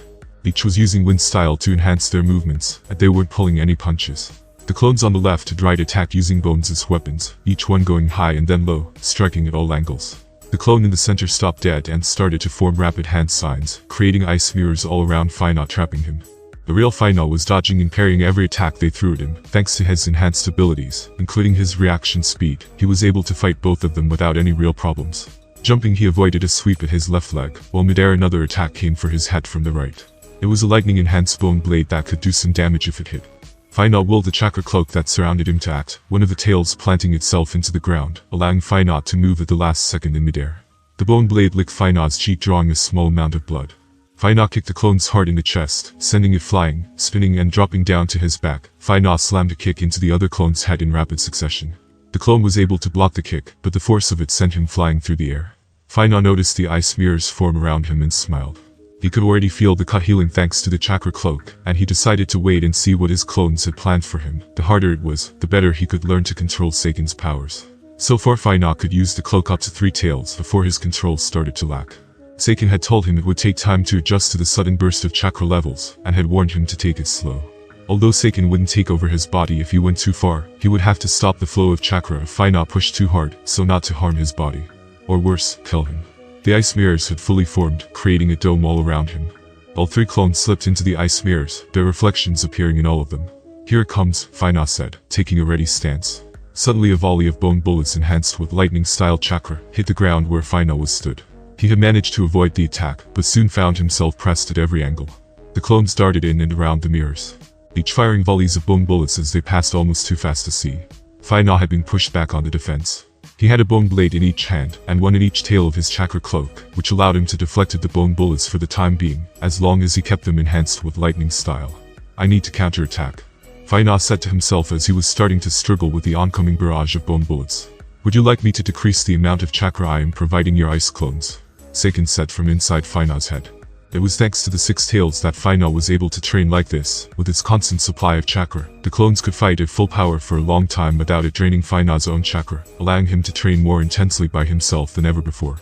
No, keep them going, Seiken. I have an idea. Finau was spinning and twisting so fast that his body had almost become a blur, tossing bone blades into the ground in nearly a perfect circle around the ice mirrors. Finau jumped high into the air, quickly making hand signs. Here it goes. Finau was still focusing hard on his chakra cloak's tails, deflecting the never-ending barrage, his concentration starting to slip. Lightning style, lightning trap jutsu, he shouted as each of the bone blades suddenly sparked to life, an electrical current passing from one to the next, connecting the entire circle. One of the clones failed to stop in time and was caught in the electric current, getting fried to a crisp. The others stopped, quickly looking at each other, giving a nod as they retreated inside of the mirrors. It worked, Finau said, impressed with himself. Now a deal with these mirrors, he said, forming hand signs. My chakra is running low. I'll need your help for this one, Seiken. I'm on it, Finau, Seiken replied. The clones decided not to waste any more time and sprung back into action. They were continuing their guerrilla tactics, using the ice mirrors for cover, firing bone bullets over and over again. Suddenly more ice mirrors formed around Finau, acting as shields. The bone bullets hit the ice mirrors, but instead of shattering them, they simply passed right through, firing out of another mirror and ripping through the clone's ice prison. The clones were lucky they weren't hit by their own attack. However, the same could not be said for their ice mirrors, which had been destroyed by the bone bullets, shattering them like glass. Finau allowed his ice mirrors to dissolve into water, falling to the ground. Looks like you're out of tricks, he said, eyeing up his clones. Finau suddenly felt a surge of pain down his arm, his control over his chakra cloak fading, 2 of the tails disappearing. Finau, you have run out of chakra, and your ability to control my chakra is becoming increasingly difficult without it, Seiken warned. No, I'm not done yet, Finau shouted, trying to force more chakra. You can't force any more of your own chakra. If you do, you could die, Seiken said, almost seeming worried. Just one last thing I want to try, Finau said with a small smile on his face. Seiken disagreed but nodded. Very well, take my chakra. Finau nodded as his energy was restored, allowing his chakra cloak to grow 2 more tails. The 2 clones rushed in, bones spiking out all over their body. Finau realized how terrifying it looked from the outside and almost laughed. Here it goes. I see graveyard jutsu. Fina shouted as he slapped his hands onto the ground. A brief moment passed and the clones stopped in their tracks, sensing the danger. Suddenly massive bones discharged from the ground, covering the entire area in an instant. Both the clones were shredded to pieces by the razor-sharp bones, their bodies instantly freezing at the touch of them before they crumbled into chunks of ice. Fina let out a large breath as the bones started to dissolve into the gentle breeze, his chakra cloak fading before he fell to the ground, landing on his back. Seiken was impressed at how quickly Fina was grasping his powers. Not only was he able to control the massive amounts of chakra, but he could mix his own chakra with it, allowing him to channel all of his abilities and even enhance them. Seiken was also impressed by Fina's last jutsu. It cost a massive amount of chakra, and from what he could tell, Fina had mixed both of his KekkaiGenkai, creating a deadly combination of the two. Razor-sharp bones that were harder than steel, so cold that once they touched you, you would freeze in an instant. That last one really took it out of me, Fina said, still breathing heavily. I have been working on that jutsu for about a year now. I just never had enough chakra to cover such a distance at once. Seiken nodded, giving a smile. I'm glad I could help, the tailed beast said. The two laughing together as Fina took his time getting his breath back. In the faraway distance, covered by a thick tree lying too far for Fina to sense, stood a small yet powerful figure.